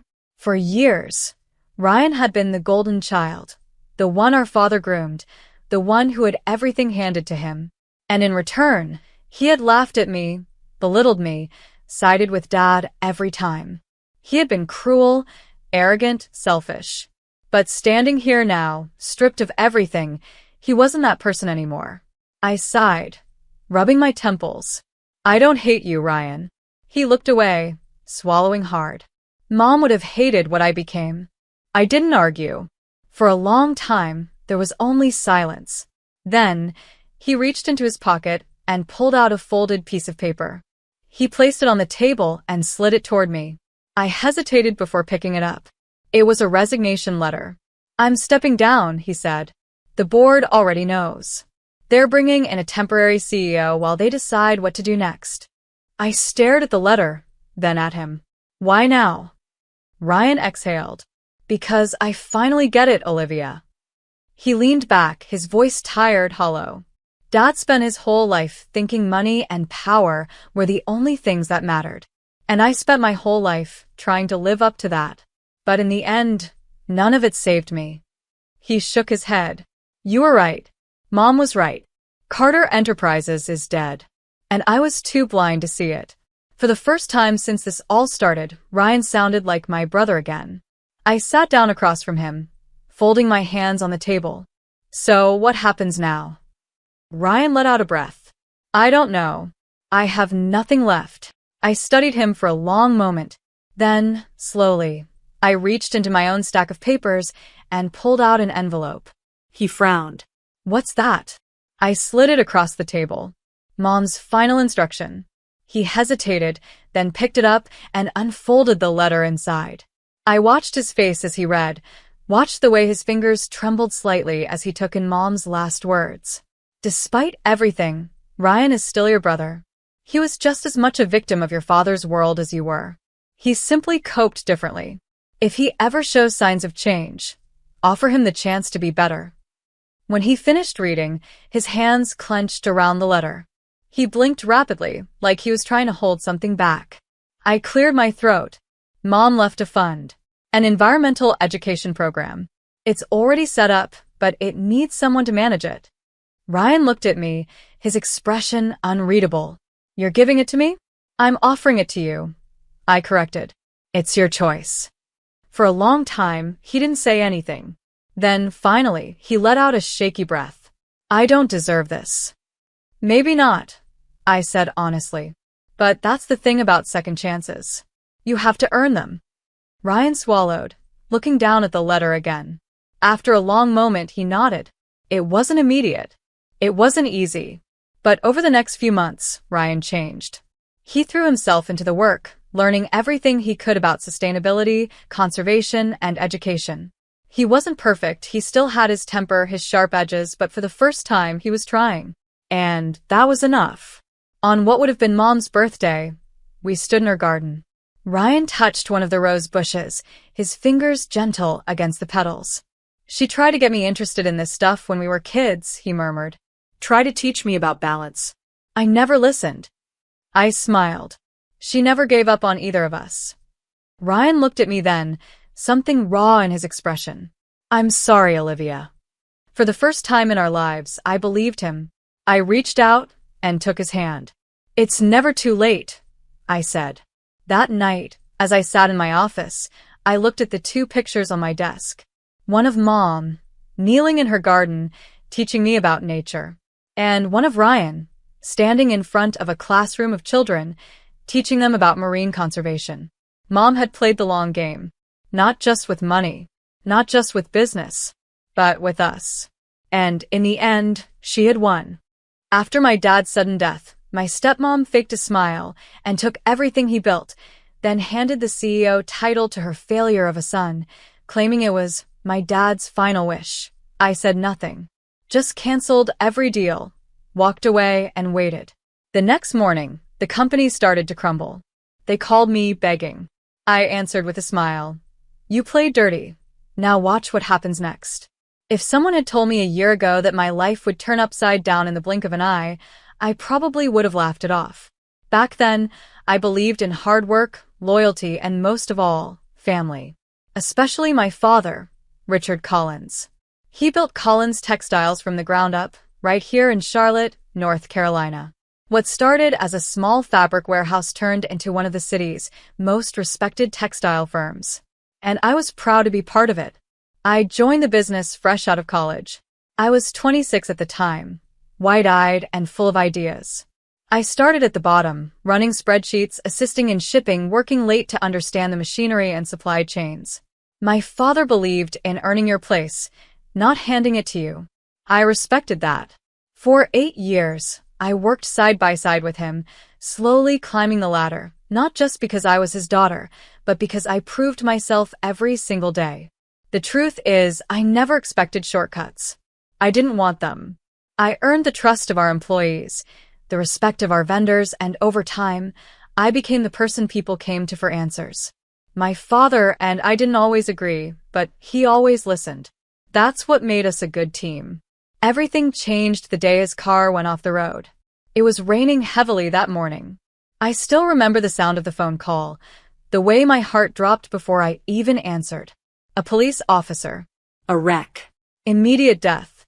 I couldn't process the words. My father was gone. Just like that. The days after his death were a blur.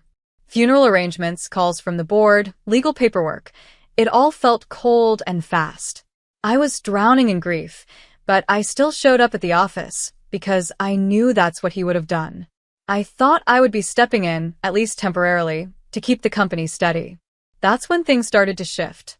My stepmother, Victoria, had married my father when I was 19. I never disliked her, but we were never close either. She was always pleasant in public, polite in front of others, but something about her always felt a little rehearsed. She rarely showed interest in the company, and she didn't get involved in day-to-day operations. At least not while my father was alive. Within a week of his passing, Victoria appointed herself as the interim controller of Collins Textiles. She claimed she was just helping out, but suddenly I wasn't invited to board discussions.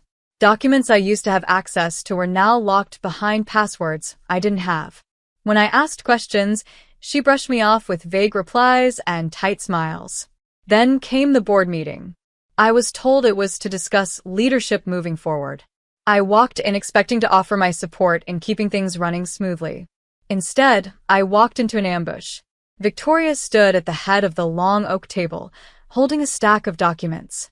Her son, my stepbrother Liam, sat beside her in a brand new suit, looking smug and uncomfortable at the same time. She cleared her throat and announced that my father had left behind an updated will. According to this so-called final document, Richard Collins wanted Liam to take over the company as CEO. I froze. Liam? The same Liam who had failed at 3 different business ventures in the last 5 years? The same guy who never once showed interest in the textile industry? My father had barely even discussed work with him. I looked around the room, expecting someone to question it, to push back, but the board members were nodding, shaking hands, congratulating Liam like everything made sense. My heart was pounding. I wanted to scream, but I kept my mouth shut. Years of working in a man's world had taught me how to control my expression. No one saw the betrayal in my eyes. I smiled, nodded, and left the room without saying a word.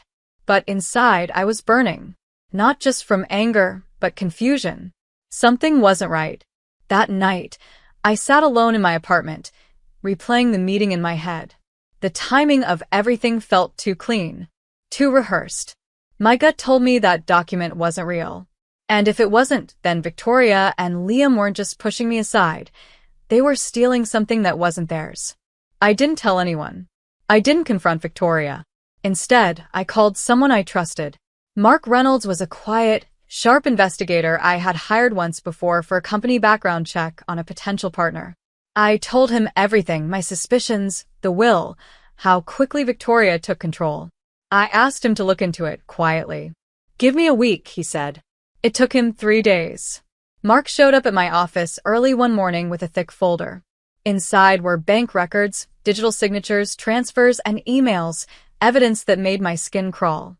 Not only had Victoria and Liam forged my father's will, but they had begun transferring company funds into hidden accounts, created under shell corporations with Liam's name on them. They were draining the business before they even officially took control. I sat there in silence as Mark explained it all. He kept asking if I wanted to confront them, take legal action immediately. But I wasn't ready. Not yet. See, if I exploded now, they'd twist it. Call me emotional. Say I was grieving, not thinking straight. I'd be the angry daughter, throwing accusations out of jealousy. No. I needed more than truth. I needed timing. So I told Mark to keep digging. Quietly. I had a different plan in mind. I stopped attending meetings. I told the staff I needed time off. What I was really doing was watching, studying every move they made. I still had access to some back-end reports through an old login Liam didn't know about. And what I saw made me sick. They were laying off senior staff, delaying vendor payments, taking huge personal expenses through the company. Everything my father built was being shredded for their own gain. But I waited. 1 month. That's how long it took before the cracks started to show. Contractors began pulling out. Employees started quitting. And investors? They started asking questions. That's when I made the call. Not to them. Not to the board. I called a journalist. someone with reach. And I gave her everything. I wasn't going to scream in a meeting. I was going to burn their lies down in the public eye. I still remember the look on the reporter's face when I slid the file across the table. We met in a quiet coffee shop on the outskirts of town, where no one knew me and even fewer cared. She opened the folder slowly, scanning the first few pages in silence. Her eyes widened as she realized what she was holding: fraud reports, fake bank transfers, forged emails, and a will that had never seen a courtroom. I didn't say much. I didn't need to. The proof spoke for itself. "I'll need to verify everything," she said carefully. "Of course," I replied. "But be quick. They're bleeding the company dry." She gave me a sharp nod, already pulling out her phone. That's when I knew things were finally in motion. I had kept quiet for a month, watched them ruin my father's legacy without flinching. But now it was my turn to move. 2 days later, the headline dropped. Collins Textiles faces leadership scandal. Fraud, forgery, and family feud exposed. It spread like wildfire. Every local business outlet picked it up. Some national ones, too. I woke up to my phone buzzing with texts, calls, emails. Reporters wanted statements. Investors wanted answers. Employees, some of whom I hadn't spoken to in weeks, messaged me in disbelief. The silence I had kept for so long had turned into a storm. And Victoria and Liam? They didn't even see it coming. By noon, a second article followed, this one even more damaging.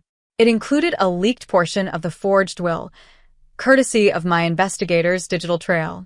Side-by-side comparisons showed the original will and the fake one, with timestamps and legal signatures that didn't match. It was no longer just my word against theirs. It was evidence. That same day, I received an email from the board's legal team asking me to attend an emergency meeting. I didn't reply. Not yet. I wanted to let the pressure build. It didn't take long. By evening, Victoria released a statement calling the reports deeply hurtful lies meant to destroy a grieving family. I laughed when I read it. She didn't even deny the will was fake. Just called everything hurtful. That was her game. Emotional manipulation, always playing the victim. But the truth doesn't care about your tears. 3 days later, the authorities got involved. Mark had handed everything to them, quietly, legally, and without my name attached. I stayed out of the spotlight on purpose. I didn't need fame. I needed justice. On a rainy Thursday morning, I got the call I'd been waiting for. "They've been arrested," Mark said simply. "Fraud, embezzlement, forgery, the works." I didn't say anything right away. Just sat in my car, holding the steering wheel with both hands, staring at the road in front of me. It didn't feel real. I thought I'd feel victorious, maybe even happy. But what I felt was calm, like the silence right after a thunderstorm. I knew it wasn't over yet. Arrests are just the beginning. The court hearing started a few weeks later. The board quickly distanced themselves from Victoria and Liam, acting as if they'd never supported them. Typical. I sat in the back row during the first hearing, unnoticed. Watching. Listening. The judge reviewed the evidence piece by piece. Emails. Financial trails. The original will, retrieved from my father's lawyer's office, stamped and sealed with proper signatures. It was undeniable. Then came the day I took the stand. I told the court about my 8 years of work, how I had managed operations, negotiated contracts, modernized our supply chain. I explained how I had been shut out overnight, how Victoria manipulated everyone with a forged document, and how Liam, with no experience, was handed the title of CEO like it was a party favor. I didn't cry. I didn't yell. I spoke clearly and calmly, just like my father taught me. Facts. Evidence. Truth. The judge nodded as I finished. He turned to the defense and said, "I see no reason to delay this decision further." That was the moment. The fake will was thrown out. My father's original succession plan, naming me as sole heir and CEO, was reinstated. The assets Liam and Victoria had tried to steal were returned. I got the house, the estate, and most importantly, I got back Collins Textiles. When I stepped outside the courthouse that day, the sky was clear. For the first time in months, I could breathe. But I didn't waste time celebrating. There was too much damage to fix. The company was a mess. Contracts lost, staff laid off, bills unpaid. I returned to the office quietly. There was no big announcement, no welcome banner. Just me, walking into the place I had helped build, like I had done every day for the last 8 years. Only this time it was mine. Some employees were nervous when they saw me. Others looked relieved. I didn't judge anyone. I knew how power games worked. People say what they need to say to protect their jobs. I wasn't here for revenge on them. I was here to rebuild. First, I called back every employee who had been wrongfully let go. Then I sat with the finance team and sorted through the mess. Payments, invoices, debt. We faced it all, line by line. Some days I barely slept. I had to meet with vendors and repair broken trust. Had to reassure investors that I wasn't just another name on a desk. I was the person who had been running things all along, they just didn't know it. Within a month, the company was stable again. Not perfect, but standing. And that was enough. One morning, I walked into my father's old office. It had been untouched since the day he died. I stood there for a moment, letting the memories settle. Then I sat down at his desk, opened the drawer, and pulled out a small photo frame. It was the two of us, taken during the company's 20th anniversary party. He had his arm around my shoulders, smiling like he always did when he was proud. "I got it back, Dad," I whispered. "Everything they tried to take. I brought it all home." But deep down, I knew I hadn't done it for revenge. I did it for him. And for me. The weeks that followed felt like rebuilding something from the ashes. Every room I walked into at the company still echoed with the damage they had caused. Employees unsure if they could trust me, partners hesitant to sign new deals, and old friends who had once been allies now strangely silent. But I didn't blame them. Fear makes people do strange things. I had lived it, felt it, survived it.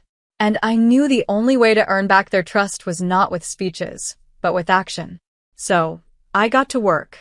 One of the first things I did was sit down with our department heads, one by one. I didn't enter the room with an agenda. I just listened. I wanted to hear what had been broken, what had been lost, and what they thought needed to change. Most of them had never really been heard before. My father had always been respected, but he ran the business his way, and Victoria never listened to anyone unless it benefited her directly. It took time, but slowly, I saw the shift, shoulders relaxing in meetings, real opinions being shared, and small moments of respect returning. It wasn't just about fixing the damage. I wanted to do more than that. I wanted to reshape Collins Textiles into the company my father always dreamed of, but never quite had time to build. He once told me, during one of our late-night talks at the office, "Emma, one day this place will be yours. When it is, don't just run it, elevate it." Those words stayed with me.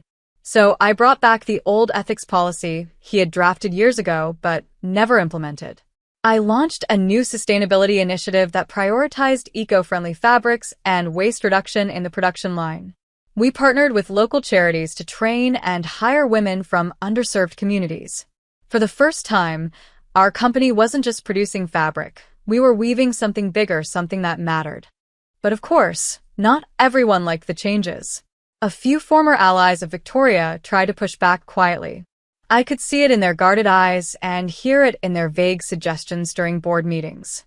Whispers of concern about profit margins and risky new directions. I wasn't surprised. Some of them had benefited during her short reign. Silent approvals, inflated bonuses, contracts handed to friends of friends.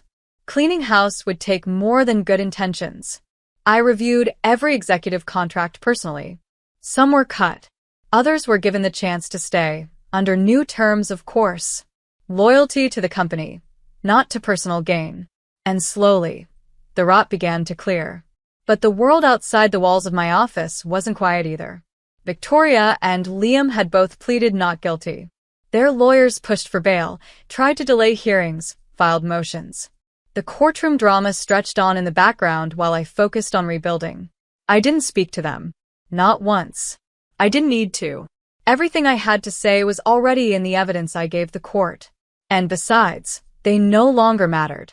They had chosen their side, and I had chosen mine. Still, part of me couldn't help but wonder what was going through Liam's mind now.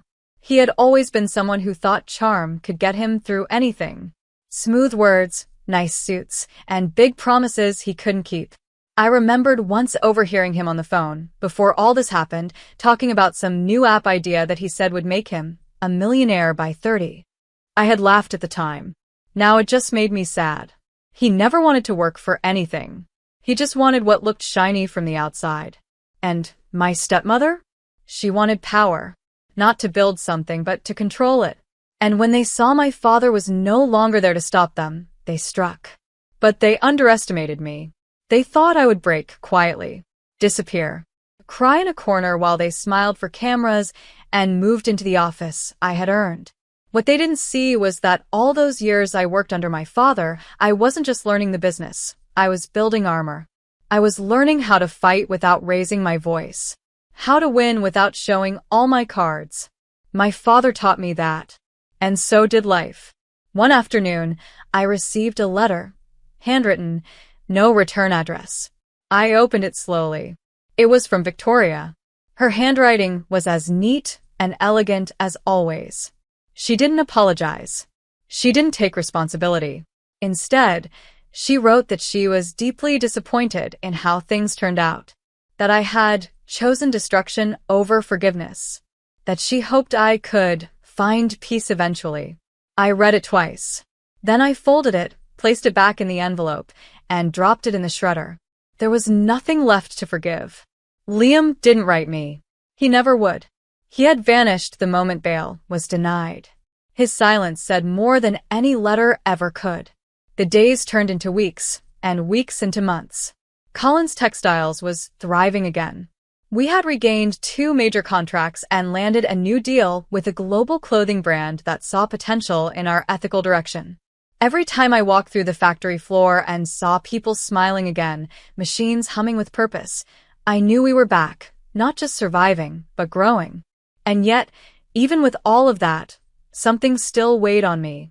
It wasn't bitterness or anger anymore. It was something harder to name. A quiet ache that came with knowing my father never got to see any of this. He never saw how close we came to losing it all, or how I fought to win it back. Sometimes I would sit alone in his office, now mine, and think about everything. I had my father's photo on the desk, and sometimes, in my quieter moments, I'd speak to it. Not out loud, but in my head. I did what I had to do. I'd tell him.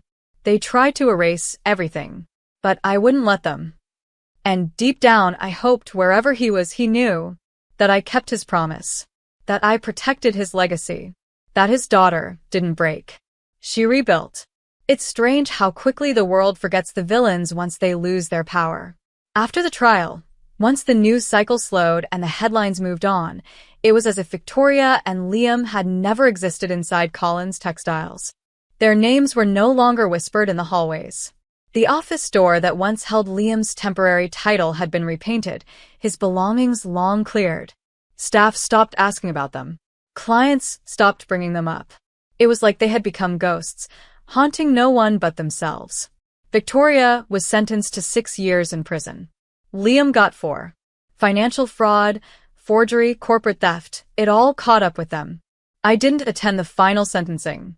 I didn't need to. Justice had been served. Quietly, thoroughly. I chose to stay focused on the company, on the people who still mattered, and on the legacy I had reclaimed. Revenge never drove me. It was about restoration. It was about survival. About a year after the whole storm had passed, I got an invitation to speak at a local business leadership conference. I almost turned it down. I didn't see myself as a speaker, and I wasn't interested in being the center of attention. But something about it felt right. So I said yes. When I stood on that stage, under the bright lights, looking out at the crowd, I didn't talk about balance sheets or quarterly profits. I talked about betrayal. About what it feels like when the people closest to you turn their backs, when the thing you've worked so hard to build is almost taken away overnight. I told them that silence is sometimes the most powerful weapon you can use. That being underestimated is a gift, if you know how to use it. After the speech, people lined up to talk to me. Some were just curious. Others shared their own stories of losing what they loved, of fighting to reclaim it. It reminded me that my story wasn't unique. Betrayal doesn't only live in boardrooms. It happens everywhere, at kitchen tables, in friendships, in families. I often think about my father these days. I don't remember him as the businessman everyone admired. I remember him as the man who used to take me for ice cream after late-night work shifts, who made me read contracts out loud so I'd never miss a detail, who once told me, "Real strength is quiet. You don't need to shout to be heard." At the time, I didn't understand it. Now, I live by it. The company is stronger now than it's ever been. We've expanded into new states, developed partnerships overseas, and we're even planning a scholarship in my father's name for students interested in sustainable textile production. Collins Textiles isn't just a business anymore, it's a vision. And it's mine now. Fully, legally, and without question. I worked multiple jobs, giving my spoiled sister $3,000 every week to chase her dreams. But she betrayed me, stole my identity, and took out a $50,000 loan, planning to escape to Europe. I stayed quiet, sent one simple email, and waited. The moment she landed, she called me screaming in panic. I just laughed. She thought she had won. She thought I was too weak to fight back. But this time, I was the one pulling the strings, and she never even saw it coming. I've always known my place in this family. I was the reliable one, the responsible one, the one who had to make sacrifices. And Bella? She was the golden child, the one who could do no wrong, the one my parents worshipped. It had always been that way. From the time we were kids, it was clear that Bella was special. At least, that's what my parents told me. She was beautiful, talented, charming. Everything I wasn't. I was the quiet, practical one. While Bella got ballet lessons and fancy dresses, I was the one cleaning up after her messes. When she broke something, I fixed it. When she got in trouble, I covered for her. It was just expected. By the time we were adults, nothing had changed. I worked multiple jobs just to keep our family afloat, while Bella lived a life of luxury on my dime. Mom and Dad never said it outright, but I knew they saw me as her provider. It wasn't even a discussion. It was just the way things were. At first, I convinced myself it was temporary. That Bella just needed a little help. That her dreams were worth it. She wanted to be an actress, and in my mother's eyes, that meant we all had to invest in her future. Just until she makes it big, Amelia, Mom would say. You wouldn't want your sister to struggle, would you? So I worked morning shifts at a diner, night shifts cleaning offices, and picked up bookkeeping jobs on the side. 3 jobs. No vacations. No nights out. Just endless hours of exhaustion, all to make sure Bella had her $3,000 every week for acting classes, designer outfits, and whatever else she needed. And what did she do? Nothing. She didn't have a job. She didn't even try.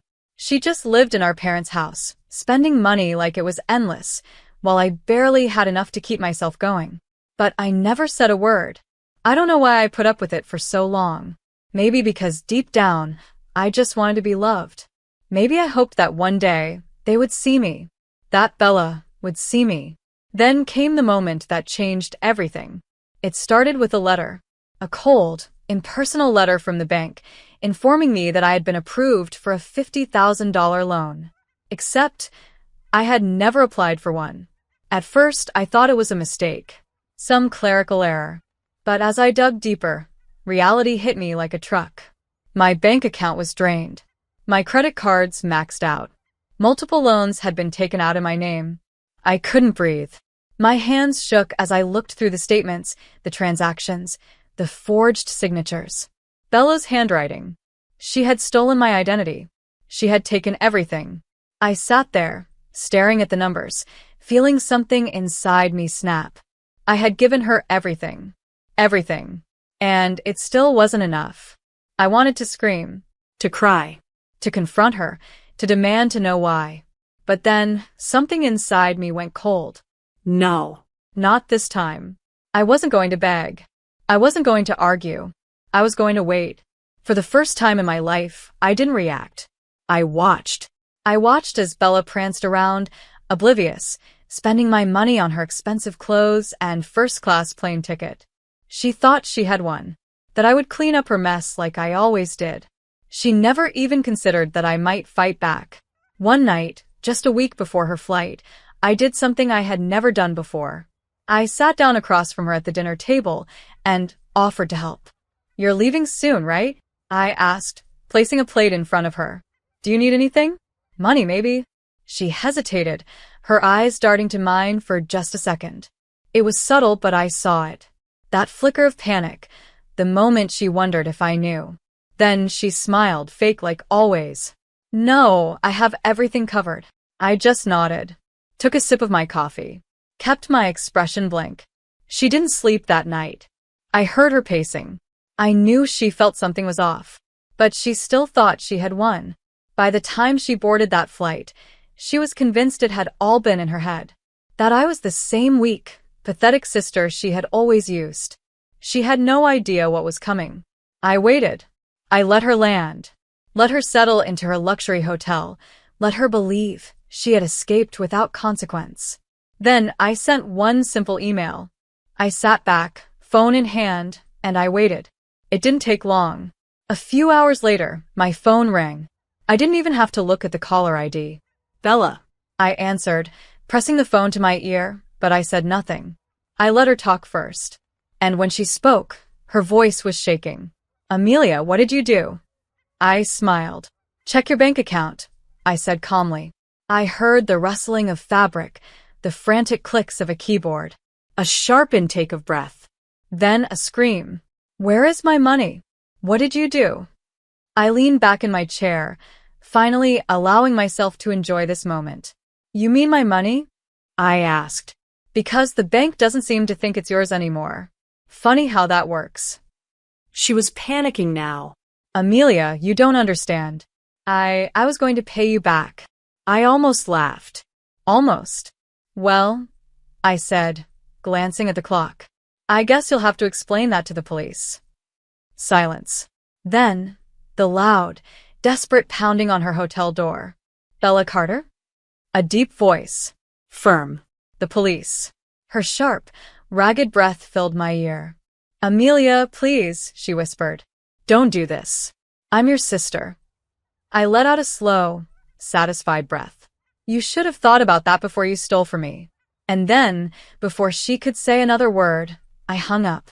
I set my phone down, staring at the screen, letting the weight of it settle in. For the first time in my life, I had finally won. The moment I hung up the phone, I felt something I had never felt before. Power. For years, I had been the one left behind, the one expected to clean up after Bella, to make sacrifices while she thrived. But this time, she was the one who had to suffer the consequences. I imagined her standing there in that lavish hotel room, surrounded by expensive clothes, her suitcase half-packed for some glamorous event. Except now, she had nothing. No money, no way out. Just a door separating her from the reality she had created for herself. I didn't have to wonder what happened next. The police were efficient. I had given them every document, every signed loan agreement, every fraudulent transaction linked to Bella's name. By the time she realized she had been caught, they had already traced her location. And so, when the knocking on her hotel door turned into pounding, when she hesitated for just a second too long, they forced their way in. I pictured her scrambling, searching for an excuse, trying to spin a lie that would get her out of this. Maybe she thought she could cry her way out of it, flash the same innocent smile that had fooled people her whole life. But it wouldn't work this time. Because I wasn't there to save her. I imagined her screaming my name as they dragged her away, but I didn't feel guilty. Not even a little. For the first time, I felt free. But freedom is a funny thing. It doesn't happen all at once. It creeps in slowly, filling the spaces that used to be occupied by fear and exhaustion. At first, I wasn't sure what to do with it. I had spent so many years living for someone else. Every paycheck, every decision had been for Bella. Without that burden, I felt lost. I quit my night cleaning job first. I walked into the office, handed in my resignation, and for the first time, I didn't care about how they would cover my shifts. Then, I cut my hours at the diner, only working enough to support myself. For the first time, my money was mine. I got my credit fixed, thanks to the bank reversing the fraudulent charges. I moved into a better apartment, not big, not fancy, but comfortable. And slowly, I started figuring out what it meant to live for me. Then the letters started coming. I had expected them, of course. The first one was from Bella. "Amelia, please. You have to help me. You don't understand what it's like here. They're treating me like a criminal." I had laughed at that. She was a criminal. But to Bella, the idea that actions had consequences was unthinkable. I didn't respond. Then came the letters from my parents. "Amelia, you've done enough. You've made your point. She's your sister. You need to fix this. Amelia, your mother isn't well. The stress of this is too much for her. If you care about this family, you'll drop the charges. Amelia, we've lost everything. The loans, the legal fees. We don't have a house anymore. We have nowhere to go. You need to send us money." Need. That was all they ever said to me. Not once did anyone ask if I was okay, if I needed anything. But for once, I had an answer. No. I owed them nothing. Still, I let them beg. I let them sit in the mess they had made, just like they had made me sit in mine for years. And the longer I ignored them, the more desperate they became. One day, I got a call from a number I didn't recognize. Against my better judgment, I answered. It was Bella. Her voice was different. Hoarse, broken. Nothing like the confident, manipulative girl I had known. "Amelia," she whispered, "please, I don't have anyone else." I didn't say anything. I was wrong, okay? I was selfish. I took everything from you, and I never said thank you, and I never cared about how hard you worked. But I see it now. I see everything. Silence. "I'm so scared, Amelia," she whispered. "I don't know how to survive like this." And that was the thing, wasn't it? Bella had never had to survive before. She had always had me. Now she didn't. For a split second, I thought about it. About how easy it would be to say yes. To let her back in. To fix things like I always did. But then I remembered. I remembered every night I spent working while she was out partying. I remembered every bill I paid while she shopped for designer clothes. I remembered how easily she had thrown me away. I took a deep breath. And then, for the first time in my life, I said the words I never thought I would say. "You're not my problem anymore." She let out a broken sob. And then I hung up. I sat there for a long time, staring at the phone, waiting for the guilt to come. But it never did. Because for the first time in my life, I had finally chosen myself. Silence has a way of filling the spaces people leave behind. When I finally cut my family off, I expected to feel regret, or, at the very least, loneliness. But what I felt was relief. It was strange at first, living without the constant weight of their demands on my shoulders. For the first time in my life, I could breathe. But Bella? She was drowning. I knew this because, despite my best efforts, she still found ways to reach me. Letters from prison, phone calls from unknown numbers, messages sent through people I barely remembered from our childhood. Each one more desperate than the last. "Amelia, please. I can't survive here. You don't understand what it's like. I know I messed up, but I've changed. Please just help me get out. I'll do anything. I don't belong here, Amelia. I'm not like these people. I don't know how to be like this. You have to help me." It was always me. The one she had used, discarded, stolen from. Now I was her only hope. But I had no more help to give. I stopped opening her letters. I let the phone ring until it went silent. I erased her name from my life, just as easily as she had erased my future when she signed my name on those stolen loans. Still, it haunted me, the knowledge that for the first time in her life, Bella was truly, completely alone. I wondered if she stayed up at night the way I used to, staring at the ceiling, feeling trapped in a life she never wanted. The difference was I had been trapped because of her. And now, she was trapped because of herself. The letters kept coming, but they changed. The pleas for help turned into something else, something darker. "I wish you had never been born. Do you think this makes you better than me? You're pathetic. You'll always be pathetic. You think you've won? You haven't. You're just as alone as I am. That one made me pause. Because for a brief moment, I wondered if it was true. After all, what did I have? No family. No close friends. I had spent my entire life working for someone else, and now that she was gone, I had nothing. But then I remembered. I had peace. And that was worth more than anything Bella or my parents had ever given me. Months passed. I barely thought about her. Life became something new, something mine. I started making plans for the future, something I had never allowed myself to do before. And then one evening I got a call. Not from Bella. Not from my parents. From her lawyer. I considered ignoring it, letting it go to voicemail like I had done with all the other calls. But something inside me told me to listen. Miss Carter, the man said in a measured tone. I'm reaching out because Bella Carter has her parole hearing next month. As a family member, you have the opportunity to provide a statement, should you wish to contest her release. Parole. I hadn't thought about it, but of course it was coming. She had been in prison for nearly 2 years now. With good behavior, it made sense that she might be up for early release. I should have been furious. I should have been scared, knowing that she might soon be out in the world again. But all I felt was nothing. I thanked the lawyer, ended the call, and stared at the wall for a long time. Bella, free. Would she come looking for me? Would she try to crawl her way back into my life, spinning some new story, some new excuse? I didn't know. But I knew one thing for sure. I would never be that girl again. The one who handed over her money, her time, her life. I wasn't afraid of Bella anymore. When the day of the hearing came, I went. Not for her. Not to speak against her. But for myself. I sat in the back, quiet, unnoticed. I watched as Bella was led into the room, thinner than I remembered, her once perfect hair now dull, her expensive taste replaced with the same orange jumpsuit as everyone else. She glanced around the room, eyes scanning the crowd, searching. Then she saw me. Her lips parted slightly, like she couldn't believe I was there. Like some part of her had convinced herself that I had truly disappeared from her life. And in a way, I had. I didn't look away.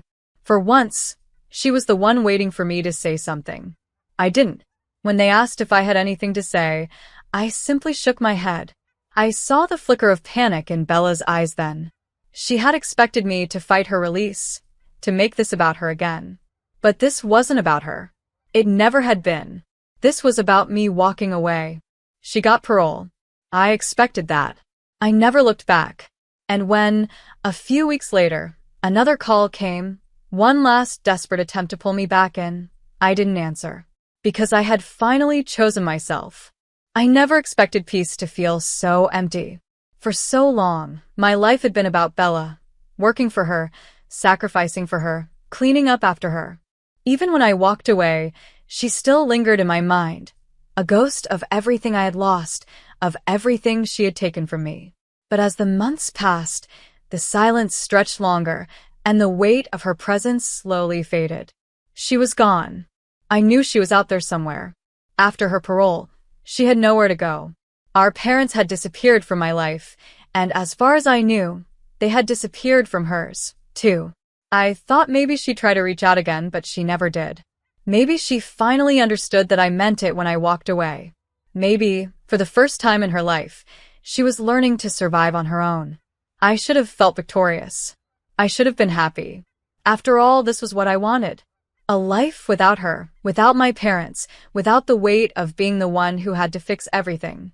And yet, sometimes, in the quiet of the night, I found myself reaching for my phone, as if expecting a call that would never come. One evening, I was sitting in my small but cozy apartment, drinking tea and reading a book, things I never had time for before. The life I had now was simple, mine. No demands, no expectations, no sacrifices. Then my phone rang. I stared at the screen, my heart lurching, as if my body had already recognized something before my mind could catch up. It was her. For a moment, I just sat there, the past and present colliding all at once. Then I answered. Neither of us spoke at first. Just silence, stretching long and heavy. Then finally, she breathed out my name. Amelia. It wasn't pleading this time. It wasn't desperate. It was just hollow. I didn't say anything. I don't know why I called, she admitted, her voice quieter than I had ever heard it. I don't even know what to say to you. I swallowed, gripping the phone a little tighter. Then why did you? I heard her exhale, a tired, empty sound. Because I don't have anyone else. It was the truth. She had burned every bridge, lost every person who had ever cared about her. And for once, I wasn't there to catch her when she fell. Where are you? I asked, and I don't know why. Maybe some part of me still needed to know. She laughed, but it wasn't the arrogant, charming sound I remembered. It was bitter, broken. Nowhere. Silence again. Then, she said something I never thought I'd hear. I deserved it. I closed my eyes. I ruined you, she continued, voice raw. I took everything from you, and I never even thought about it. I just expected you to be there, to pick up the pieces like you always did. I waited, letting her speak. When I was in prison, I kept thinking about you, about every time you gave up something for me, and I hated you for it. She let out another small laugh, but there was no humor in it. I hated you for being good, for being the kind of person I never could be. And then, when I had nothing left, I hated you for leaving me behind. I pressed my fingers against my temple, feeling something deep inside me crack, but not break. I don't expect you to forgive me, she said. And I don't deserve it. She trailed off. I don't even know why I'm calling you. Maybe she thought I would say something.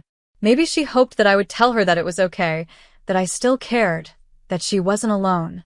But I had spent my entire life being that person. And I wasn't anymore. I hope you find something, Bella, I finally said. Whatever it is you're looking for. A shaky breath. Yeah, she murmured. Me too. I didn't say goodbye. I just hung up. And as I sat there in the quiet, the weight of the past pressing around me, I realized something. For the first time, I felt free. My sister turned her birthday party into a nightmare, dropped a bombshell in front of everyone, claiming my late husband was the father of her baby. Then, she demanded $100 million from my inheritance. But just as she thought she had won, my phone rang. I answered, listened, and then looked straight at her. Her face turned pale, because the truth was more dangerous than she ever imagined. Life has a way of changing in an instant. One moment, you think you have everything figured out, the love of your life, a stable career, a future full of dreams. And the next, you're standing alone in a house that feels too big, surrounded by memories that no longer belong to the life you're living. That's what happened to me. My name is Emma Carter, and 6 months ago, I lost my husband, Daniel. Daniel was everything to me. We had been married for 7 years, building a life together in Austin, Texas. He was charming, intelligent, and kind. We had our share of struggles, like any couple, but I never once doubted his love. He worked as a business consultant, traveling frequently, but always making time for me when he was home. I, on the other hand, worked as a financial analyst, spending long hours in an office that now feels more like an escape than a job. I can still remember the morning it happened. I had woken up early, made coffee, and was preparing for a meeting when my phone rang. It was a number I didn't recognize. Something inside me hesitated before I answered. Mrs. Carter? The voice on the other end was calm, but professional. This is Dr. Anderson from St. David's Medical Center. I'm so sorry, but we have some difficult news. I don't remember much after that. Just fragments, rushing to the hospital, seeing Daniel lying motionless, the doctor explaining that he had suffered a sudden heart attack. No warning, no chance to say goodbye. Just like that, he was gone. The first few weeks were a blur of funeral arrangements, paperwork, and sleepless nights. My parents, Richard and Diane Carter, stepped in to help, but their support came with conditions. They insisted on handling the details, making decisions for me as if I were incapable of thinking for myself. Emma, honey, don't worry about a thing, my mother had said, patting my hand at the funeral home. We'll take care of everything.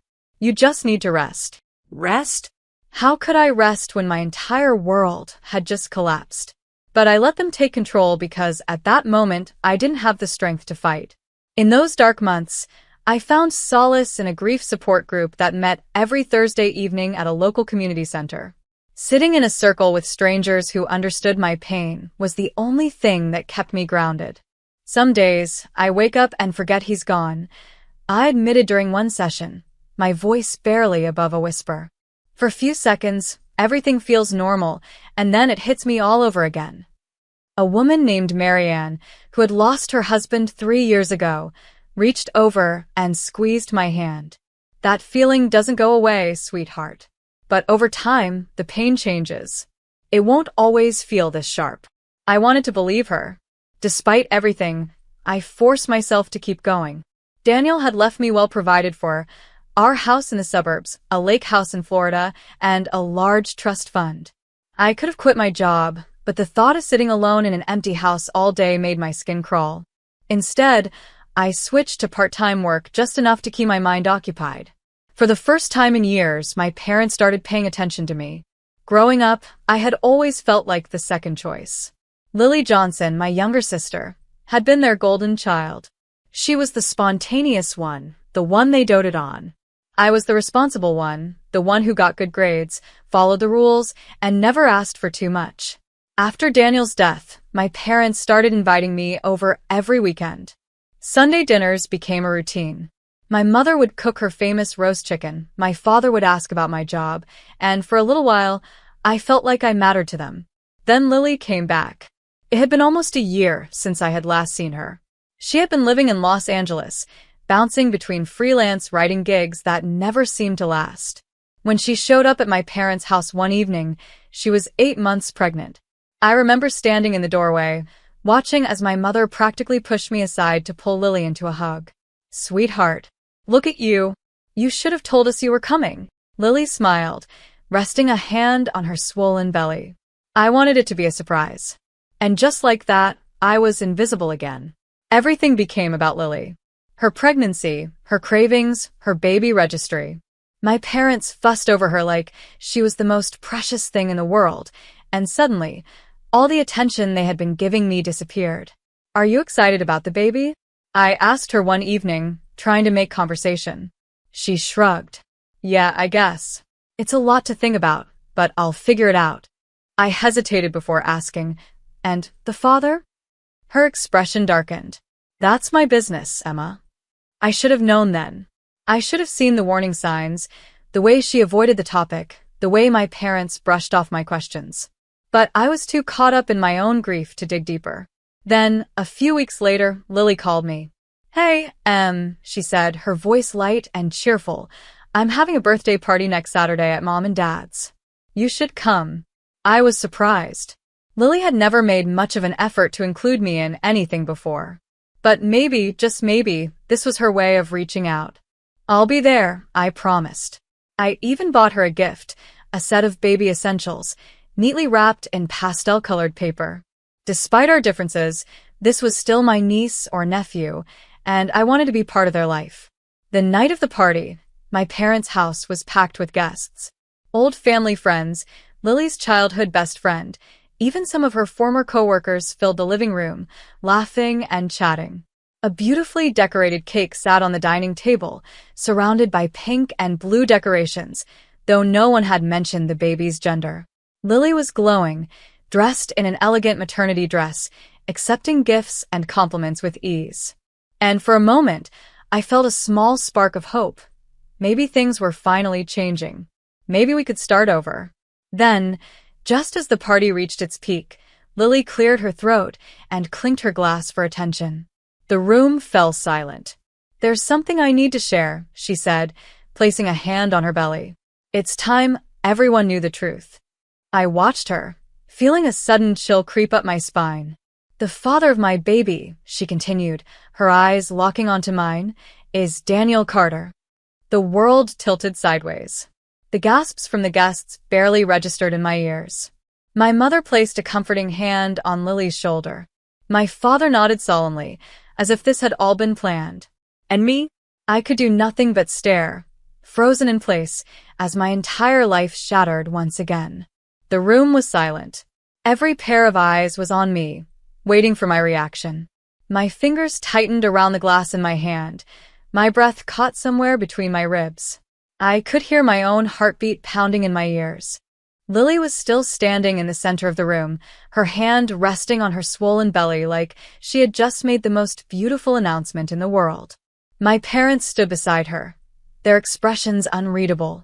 Not a single word of comfort. No denial. No shock. Because they had already known. I felt like the air had been knocked out of my lungs. My mouth opened, but no words came out. I couldn't speak. I couldn't move. My mind was struggling to catch up with what she had just said. Daniel? My Daniel? The man I loved, the man I had buried, the man I had spent nights crying over? He had been sleeping with my sister? The whispers started almost immediately, spreading through the crowd like wildfire. Someone near me let out a quiet, "Oh my God." Another guest muttered, "This can't be real." But it was real. And the worst part? My parents weren't even surprised. I forced myself to speak, though my voice came out hoarse. "You're lying." Lily tilted her head, that same smug, knowing smile playing on her lips. "I'm not." She reached for her phone and, with a few taps, held it up for me to see. There they were. The pictures. Daniel and Lily, together in a dimly lit restaurant, holding hands across the table. Another photo of them in a hotel room, his arm wrapped around her waist. Messages, dozens of them. "I can't wait for our life together. We'll tell her soon. You and our baby are all that matter to me." I felt like I was going to be sick. I turned to my mother, desperate for some kind of explanation, for some reassurance that this was all some horrible joke. "You knew." My voice cracked. She had the nerve to look guilty, but she didn't deny it. "Emma, sweetheart." I stepped back. "How long?" My father cleared his throat, speaking in that calm, business-like tone he always used when discussing uncomfortable matters. "Daniel confided in us about 8 months before he passed." 8 months. So they had stood by my side at the funeral, comforting me, accepting my money every month, pretending to grieve with me, all while knowing that my husband had been cheating on me with my own sister. "You're all disgusting," I whispered. Lily sighed dramatically, as if she was already tired of my reaction. "Emma, come on. You were miserable. Your marriage was already falling apart. Daniel and we found happiness. Isn't that what matters? Happiness?" She had destroyed my marriage, humiliated me in front of an entire room full of people, and now she had the audacity to talk about happiness? I had heard enough. My hands were shaking as I set my untouched drink down on the table and grabbed my purse. "I'm done." I turned to leave, pushing past the stunned guests. My mother called after me, but I didn't stop. I couldn't. The drive home was a blur. I barely remembered pulling into my driveway, barely registered the moment I stumbled into my house and locked the door behind me. The moment I was alone, the weight of everything hit me all at once. I collapsed onto the floor, gasping for breath as sobs tore through me. My body shook so violently that it felt like I was breaking apart from the inside out. I don't know how long I stayed like that, curled up on the cold hardwood floor. But at some point, my sobs quieted, leaving me in the silence of my betrayal. I had lost everything. The husband I loved. The family I thought I could trust. The last shred of stability I had been holding on to. And as if things couldn't get any worse, the next morning, Lily called me. I nearly let it go to voicemail, but something inside me told me to answer. "Emma," she said, her voice dripping with fake sweetness. "I know last night was a lot for you, but I hope you're ready to talk like adults now." I swallowed the bitter taste in my mouth. "There's nothing to talk about." "Actually, there is." Her voice shifted, turning cold. "Since Daniel is the father of my baby, that means I'm entitled to half of everything he left you." A sharp, disbelieving laugh escaped me. "Excuse me?" "You heard me," she said, completely serious. "Half of the $100 million estate, the Florida lake house, the trust fund. All of it. My baby deserves what's rightfully his." I felt rage boil in my chest. Are you out of your mind? You really think you can steal from me? She sighed as if I was the one being unreasonable. It's not stealing, Emma. Legally, my child is Daniel's heir. I've already talked to a lawyer. Either you split everything fairly, or I take you to court and let a judge decide. I gripped my phone so tightly my fingers hurt. You won't win, I snapped. We'll see about that, she said smoothly. But just so you know, Mom and Dad are fully supporting me on this. They want what's best for their grandson. So, if you were thinking about fighting me, just know you'll be fighting them too. I clenched my jaw. Of course, they were on her side. Do whatever you want, Lily, I said through gritted teeth. But I promise you this, you're not getting a single penny from me. She let out a soft, mocking laugh. Oh, Emma. You always were so naive. We both know that money was meant to be mine. If you don't give me what I want, I'll make sure you regret it. I hung up on her. My hands were trembling as I set my phone down. This wasn't over. Not by a long shot. And for the first time since Daniel died, I felt something other than pain. I felt fury. Lily wanted to take everything from me? Fine. Let her try. She had spent her life getting away with everything because my parents always cleaned up her messes. But not this time. I wasn't going to be the weak, grieving widow they all expected me to be. I was going to fight, and I was going to win. I spent the next few days in a fog of rage and disbelief. Every time I closed my eyes, I saw Lily's smug face, the way she had stood there in front of everyone, rubbing her betrayal in my face. And now, she wanted to take what was mine? No. I wasn't going to let her. The calls started almost immediately. My parents. Lily. Their lawyer. I ignored every single one. I wasn't about to let them drag me into their twisted game. But then, the official lawsuit arrived in the mail. A thick envelope, heavy with legal documents. Lily wasn't bluffing. She was suing me for half of Daniel's estate. I sat at my kitchen table, staring at the papers.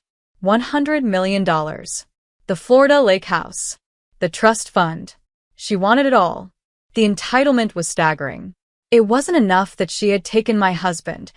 Now she wanted to strip away everything else Daniel had left me. I knew I needed help. That's when I found Robert Hayes, a top inheritance lawyer with a reputation for tearing apart false claims in court. When I met with him in his office, he was direct and to the point. Miss Carter, he said, flipping through the lawsuit, your sister is making a strong claim based on the idea that her child is Daniel's legal heir.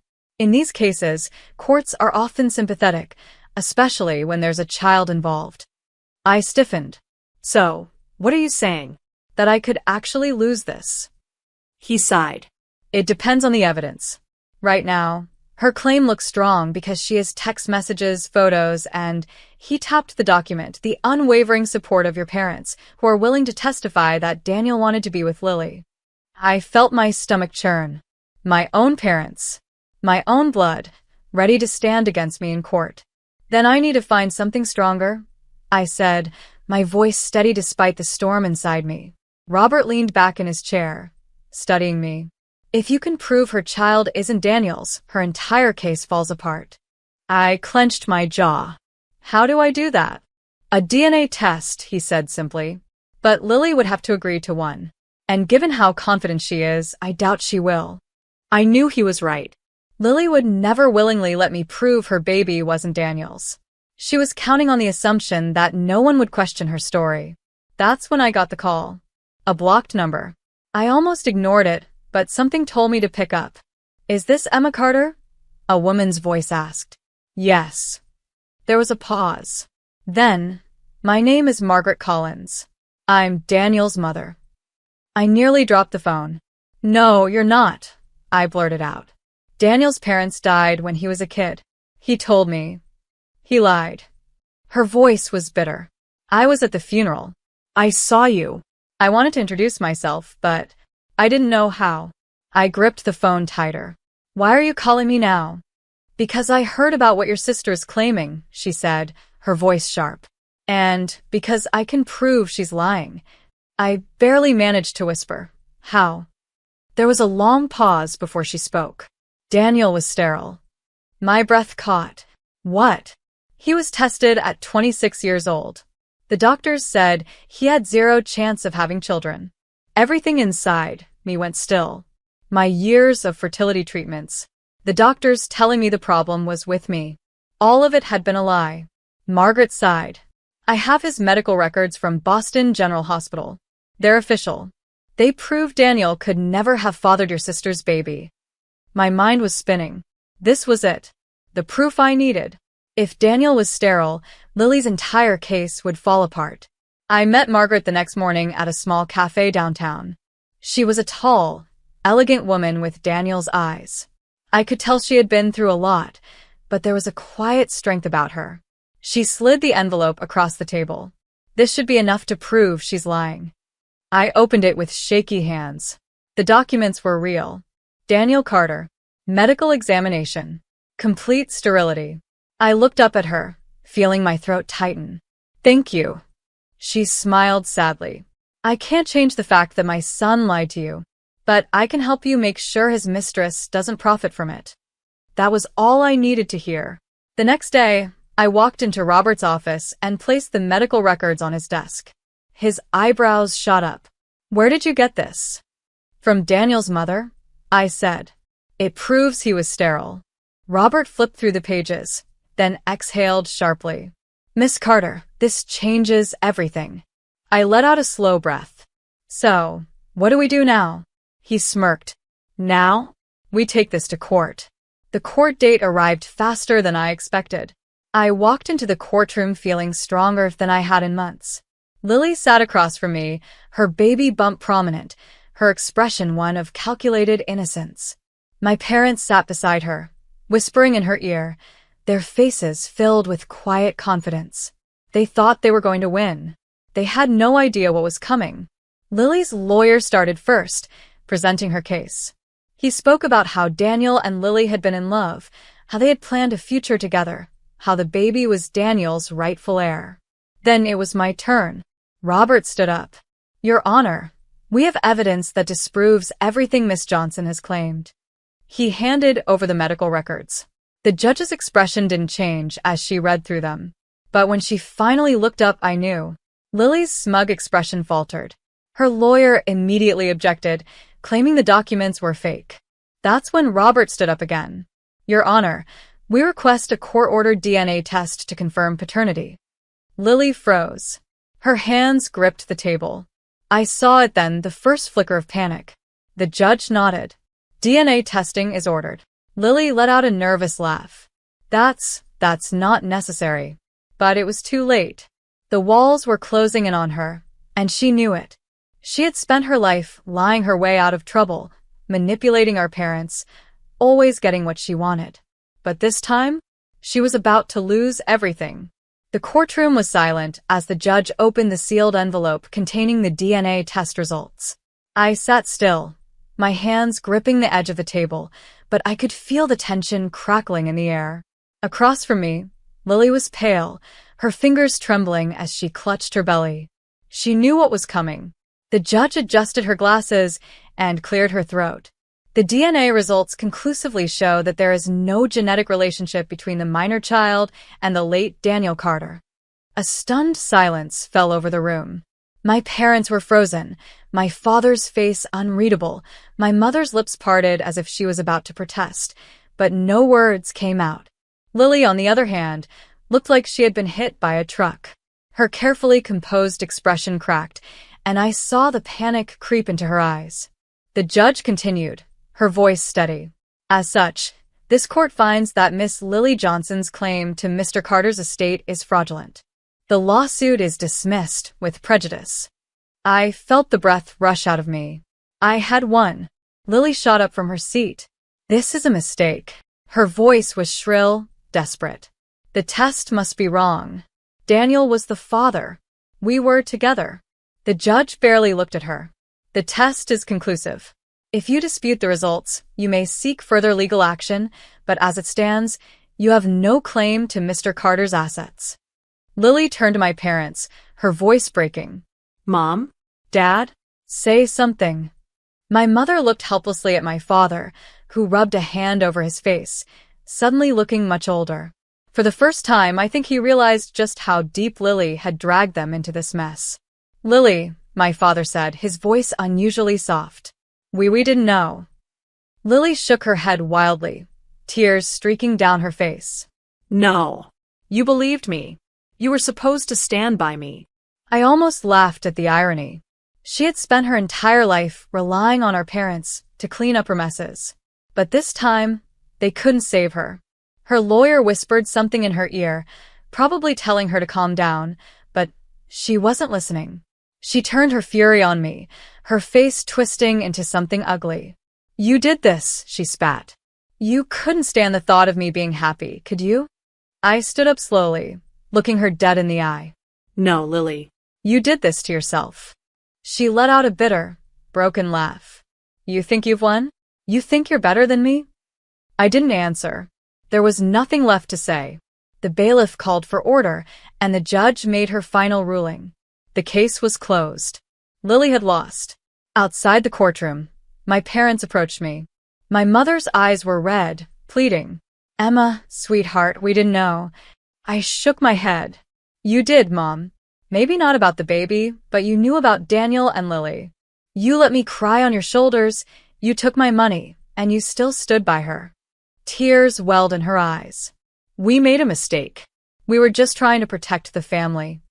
I let out a small, humorless laugh. "Family? You protected Lily. You always did." My father sighed, looking exhausted. "We just want to fix this." I met his gaze and felt nothing. Not anger, not sadness, just emptiness. "There's nothing left to fix." I pulled out my phone and, without hesitation, blocked their numbers. Right there in front of them. My mother gasped, but I turned away and walked out of the courthouse. I was done. For the first time in my life, I was truly free. The weeks that followed were quiet, peaceful. I ignored the dozens of messages from distant relatives, the half-hearted apologies from people who had once sided with Lily. I didn't care. I had no family anymore, and I was fine with that. One evening, I met Margaret Collins at a small cafe, the same place we had first spoken. She smiled as I sat down, her expression warmer than before. "You did it," she said. I nodded. I did. She took a sip of her coffee, watching me carefully. "So, what now?" I let out a breath. I hadn't really thought about that. For so long, I had been fighting, surviving. Now, for the first time, I could actually start living. I think I'm going to take that trip I always talked about. I smiled. "Italy. I've always wanted to go." Margaret's smile widened. "That sounds like a wonderful idea." As I sat there, drinking my coffee, I realized something important. I had lost my family, but I had gained something better. A new beginning. A new family, one I chose. And for the first time in a long time, I felt at peace. I created the auto-drive software that turned our company into a multi-million-dollar empire. But in a single meeting, my father announced my stepsister, a woman with a fake degree and zero experience, as the new CEO. "She deserves it more than you," he said. I laughed in their faces and walked away. The next morning, when they arrived at the office, they were blindsided. They never saw the storm coming. I never thought my own father would betray me. Not like this. For years, I had dedicated myself to something I truly believed in, an autonomous vehicle system that could change the world. A self-driving technology designed not just for convenience, but for real safety. No more distracted driving, no more reckless accidents, no more human error causing senseless deaths. It wasn't just another tech project to me. It was my life's work. I had spent 7 years refining algorithms, testing prototypes, and running simulations over and over until they were perfect. It meant countless sleepless nights, living off caffeine and sheer determination. I had sacrificed relationships, vacations, weekends, everything, to build something that I knew would make a difference. And then, in a single moment, my father, Richard Walker, the man I once looked up to more than anyone else in the world, tried to take it all away. The signs had been there for a while, but I had ignored them. At first, it was small things. My access to key project files was suddenly restricted due to company security policies. Meetings about the future of the project happened without me, even though I was the one who built it. My role as lead developer was gradually diminished, my input ignored, and my authority undermined. I tried to convince myself it was just restructuring. Maybe my father wanted more oversight. Maybe he wanted to involve new perspectives. Then Lily arrived. Lily, my 26-year-old stepsister, the golden child of my father's second marriage. She had no background in engineering, software development, or AI technology, but that didn't stop her from walking into Walker Autotech as if she had earned her place there. She had a business degree from some sketchy, unaccredited online university, but my father acted like she was a prodigy. She understands business, he told me one evening when I confronted him about her sudden involvement in the project. She knows how to market innovation, how to turn ideas into profits. That's where you struggle, Jennifer. You think like an engineer, but she thinks like a CEO. I wanted to laugh. She had never even worked in a tech firm before. She had no real-world experience managing anything. And yet, somehow, she was supposed to understand my project better than I did? At first, I tried to work with her. I explained the system, walked her through the testing phases, showed her the core mechanics that made our AI-driven software unique. I hoped that if she actually learned, maybe we could work together. But she didn't want to learn. She wanted control. Every time I brought up the technical aspects of the system, she dismissed them. "This is all too complicated," she said in one meeting, rolling her eyes. "You need to find a way to explain this in simple terms, Jennifer. Investors don't care about the details." I stared at her. The details were everything. Without the details, our technology was just another useless gimmick. That was the moment I realized that Lily didn't care about innovation. She cared about taking credit for something she didn't understand. The final blow came during an all-hands meeting. I sat in silence as my father introduced Lily as the new head of strategic development for the autonomous vehicle project, my project. I turned to him, expecting some kind of explanation. Instead, he said, "Lily will be taking a more hands-on approach from now on. You'll still be involved, of course." Still be involved? I was being replaced. After the meeting, I confronted him in his office. "Dad, what is this?" I demanded. "Lily doesn't even understand how our system works." He sighed, as if I was the unreasonable one. "She doesn't need to understand the technical details, Jennifer. That's what we have engineers for." I couldn't believe what I was hearing. "I am the engineer, Dad. I built this." He gave me a patient smile, the kind that made me feel like a child. "And no one is saying you didn't. But Jennifer, you're not a businesswoman. You don't know how to commercialize this. Lily does. She has the business mind you lack." I wanted to scream. I had spent years developing this technology, making sure it was safe, efficient, and groundbreaking. And now, because of his wife's influence, he was handing everything over to Lily, who had done nothing to earn it. But I didn't argue further. I had already seen this coming. Months earlier, I had sensed something was wrong. My father had started restricting my access, excluding me from meetings, downplaying my role in front of clients and investors. I had spoken to Emma Collins, my best friend and an intellectual property lawyer, and she had given me one piece of advice. Document everything. File your own patent. Protect yourself. So I did. Every late-night test run, every algorithm tweak I had made on my personal time, every breakthrough that wasn't funded by Walker Autotech, I kept records. I made sure I had proof that the core innovation was mine. I didn't tell my father. I didn't tell Lily. I played along, waiting for the moment they made their move.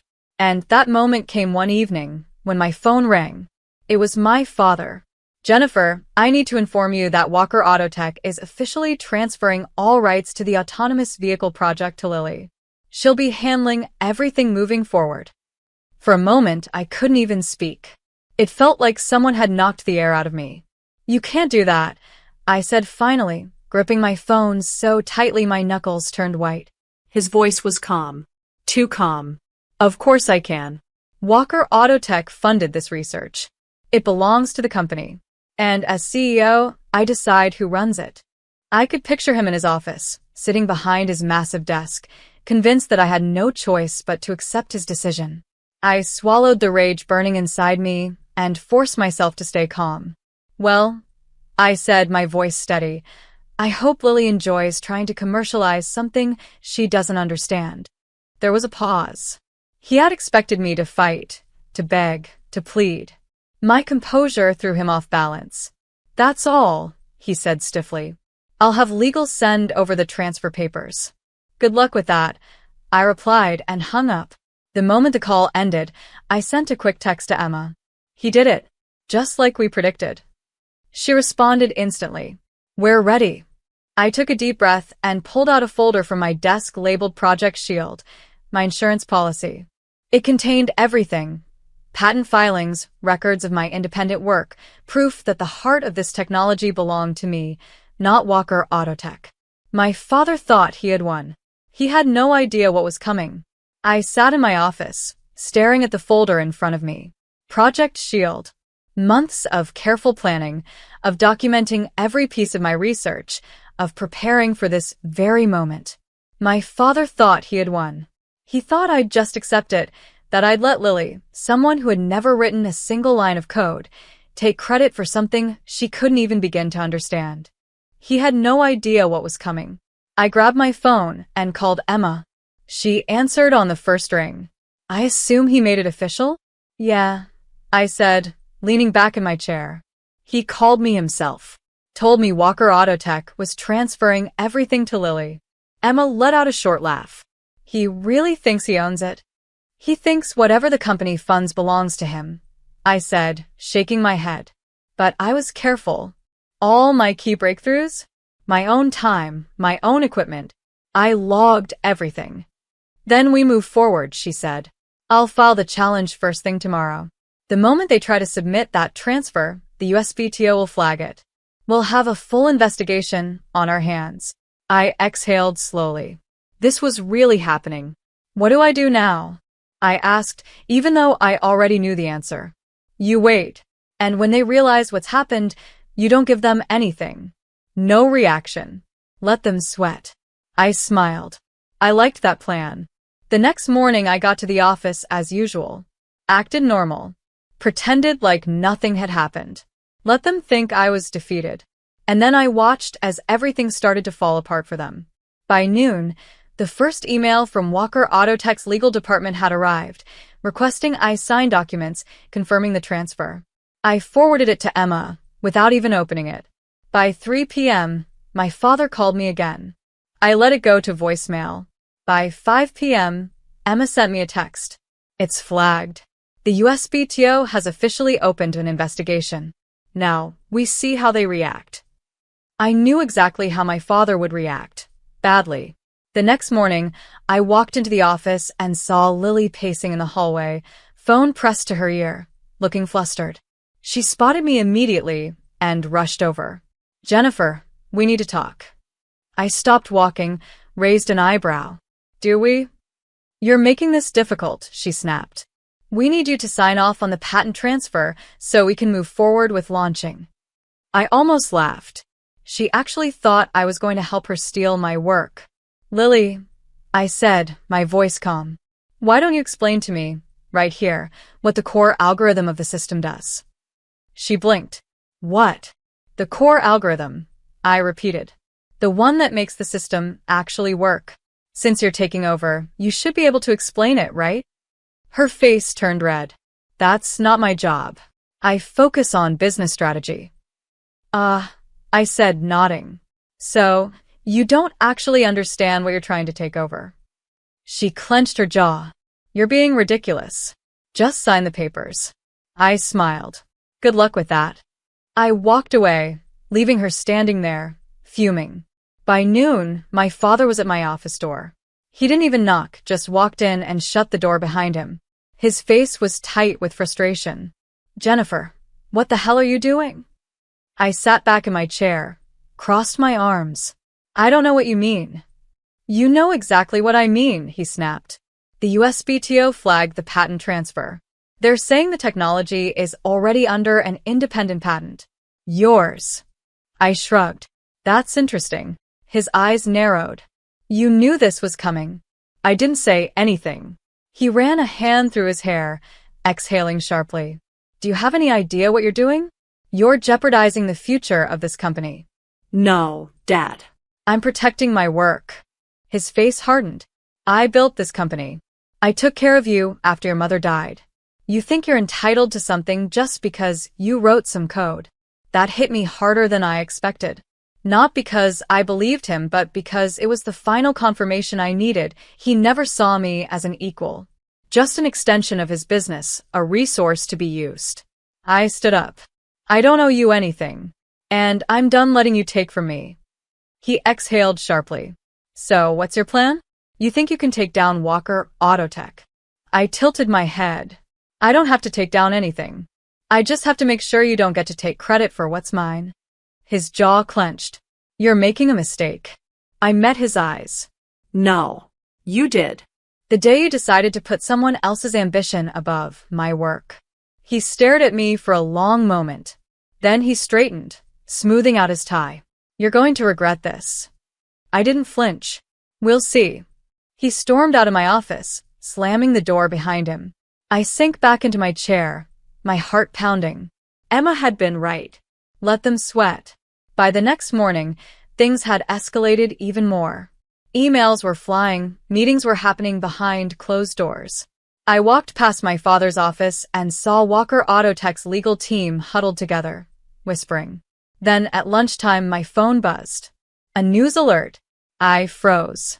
Clicked the link. Walker Autotech announces breakthrough in autonomous vehicle technology, led by Lily Walker. I stared at the screen. Read it again. They were announcing it anyway. Even after everything, even knowing I had the patent, they were still trying to take credit for it. I immediately called Emma. Did you see it? She asked. Yeah, I said, voice tight. What do we do? We file the lawsuit. Right now. I didn't hesitate. Do it. By the end of the day, Emma had submitted the emergency injunction. Walker Autotech had just made a very big mistake. The moment Emma filed the lawsuit, everything changed. Walker Autotech had thought they could get away with it, that they could announce my technology as their own, slap Lily's name on it, and move forward without consequences. They assumed I wouldn't fight back. They assumed I would give up. They were wrong. The day after the lawsuit was filed, I arrived at my office to find everything in chaos. My father's office door was shut, but I could hear raised voices inside. The legal team was scrambling, employees were whispering in the hallways, and even Lily, who always carried herself with an air of smug confidence, looked shaken. By mid-morning, I got a call from Emma. Jennifer, it's happening. The Federal Trade Commission just opened an investigation. They're looking into Walker Autotech's claim over the technology. I let out a slow breath. It was all unfolding exactly as we had planned. By noon, my father called me again. This time, I answered. Jennifer. His voice was sharp, but there was an underlying tension beneath it. Dad. This lawsuit. It's unnecessary. You're overreacting. I almost laughed. Overreacting? After he had tried to erase me from my own work? It's necessary, I said flatly. You tried to take something that wasn't yours. That's theft. He scoffed. The company funded this, Jennifer. It belongs to Walker Autotech. No, it doesn't, I said. And the patent office agrees with me. There was a long silence. Then his voice dropped lower. Jennifer, listen to me. If you drop the lawsuit, we can work something out. I'll make sure you get credit. A top position in the company. More than fair compensation. I clenched my jaw. He still thought this was about money. About titles. Dad, I don't want a position in your company, I said. I want my work back. That's all. Be reasonable, he snapped. Lily is already in the public eye. The announcement has been made. If you push this, you'll only damage your own reputation. I shook my head. You made the announcement without considering the consequences. Now you have to deal with them. I could hear his breath hiss through his teeth. He was losing control of the situation, and he knew it. Jennifer, he said, his voice quieter this time. I built this company for you. I felt a pang of something. Maybe it was old loyalty. Maybe it was grief for the father I used to believe in. But I pushed it down. No, I said softly. You built it for yourself. And now you're trying to take something I built. Silence. Then, without another word, he hung up. That night, the news broke. FTC launches investigation into Walker Autotech over patent dispute. It was everywhere. Industry blogs, tech news sites, financial reports. Everyone was talking about it. And then came the press requests. Reporters wanted to talk to me. They wanted to hear my side. At first, I hesitated. I had always let my work speak for itself. But Emma was clear. If you stay silent, they control the narrative. If you speak, you set the record straight. So I did. The next morning, I sat down with one of the biggest business journalists in the industry and told my story. I told them about my work, about the years I had spent developing the technology. I told them how my father had gradually pushed me out, how he had handed it over to someone who didn't understand it, how they had tried to erase my contributions. And I made one thing crystal clear. Walker Autotech is not only trying to take credit for my work, but they're pushing an unsafe product into the market. This technology requires expertise, careful implementation, and ethical leadership. Instead, they're prioritizing PR and stock value over actual innovation. The article exploded. The industry was furious. Other engineers, former employees, even competitors, people who had their own grudges against Walker Autotech, began coming forward with their own stories. The cracks in my father's empire were widening. Then came the next big blow. One afternoon, Emma stormed into my office, phone in hand. "Jennifer, turn on the news. Now." I grabbed the remote and flipped to the business channel. The headline scrolling across the screen made my heart stop. Walker Autotech under federal scrutiny for fraudulent safety testing. I turned to Emma, eyes wide. "What?" "It's worse than we thought," she said, setting her phone down. The FTC investigation uncovered evidence that Walker Autotech has been faking safety reports, rushing testing phases to get the autonomous system to market faster. I sat down hard. I had suspected my father's company had been cutting corners, but this was criminal. "Jennifer," Emma said slowly, "this isn't just about you anymore. The government is involved now. If the safety reports were falsified, people's lives are at risk." I felt a wave of nausea roll over me. My father hadn't just tried to steal from me. He had put lives at risk just to beat the competition. That night, my father called again. I almost didn't pick up, but something in me needed to hear what he had to say. "Jennifer," he said, his voice flat. "Are you happy now?" I exhaled slowly. "No, Dad." "I'm disgusted." There was a pause. "They're coming after me," he admitted. "The board is panicking. Investors are pulling out. They want me to step down." For the first time, I heard fear in his voice. "Then step down," I said. "Take responsibility." A bitter laugh. "That's not how it works. Then you'll lose everything." Silence. Then his voice cracked. "What do you want from me, Jennifer? Money? Control of the company? Just name it, and I'll make it happen." I stared at the wall, shaking my head. He still didn't get it. "I don't want your company, Dad. I never did." Another long silence. Then, finally, "I see." And then he hung up. The next morning, it was official. Richard Walker resigns as CEO of Walker Autotech. The company's stock crashed. Investors abandoned ship. Lily, now fully exposed as a fraud, disappeared from public view. And then came the offers. Major industry leaders, investors, they wanted to back me. They wanted to fund the future of my technology. I sat across from Daniel Parker, one of the biggest names in the autonomous vehicle industry, as he slid a contract across the table. $80 million, he said simply, to develop Walker autonomous systems the right way. Under your leadership. I ran my fingers over the paper, my mind racing. My father had tried to take everything from me. Instead, he had handed me my greatest opportunity. I picked up the pen. Let's build something better. Signing that contract was the moment I officially stepped out of my father's shadow. Walker Autotech had tried to erase me, but in the end, they had only made me stronger. I walked out of that meeting with $80 million in funding and the full backing of some of the most influential investors in the tech industry. Walker Autonomous Systems was real now, Not just an idea, not just a fight for my stolen work, but a company of my own. I didn't waste time. The moment the funding was secured, I moved fast. I set up operations, hired engineers I trusted, brought back the best minds that my father had pushed out of Walker Autotech. I didn't just want to build my technology, I wanted to build it right. Meanwhile, Walker Autotech was burning. The safety fraud scandal had completely destroyed their credibility. Investigations were piling up, former employees were testifying against them, and the government was now involved. The lawsuits weren't just for me anymore, they were coming from investors, regulators, even the families of people who had unknowingly participated in Walker Autotech's rushed testing trials. Then one day, Lily called. I stared at her name on my phone for a long time before answering. Jennifer, I know you don't want to talk to me, but I don't know who else to call.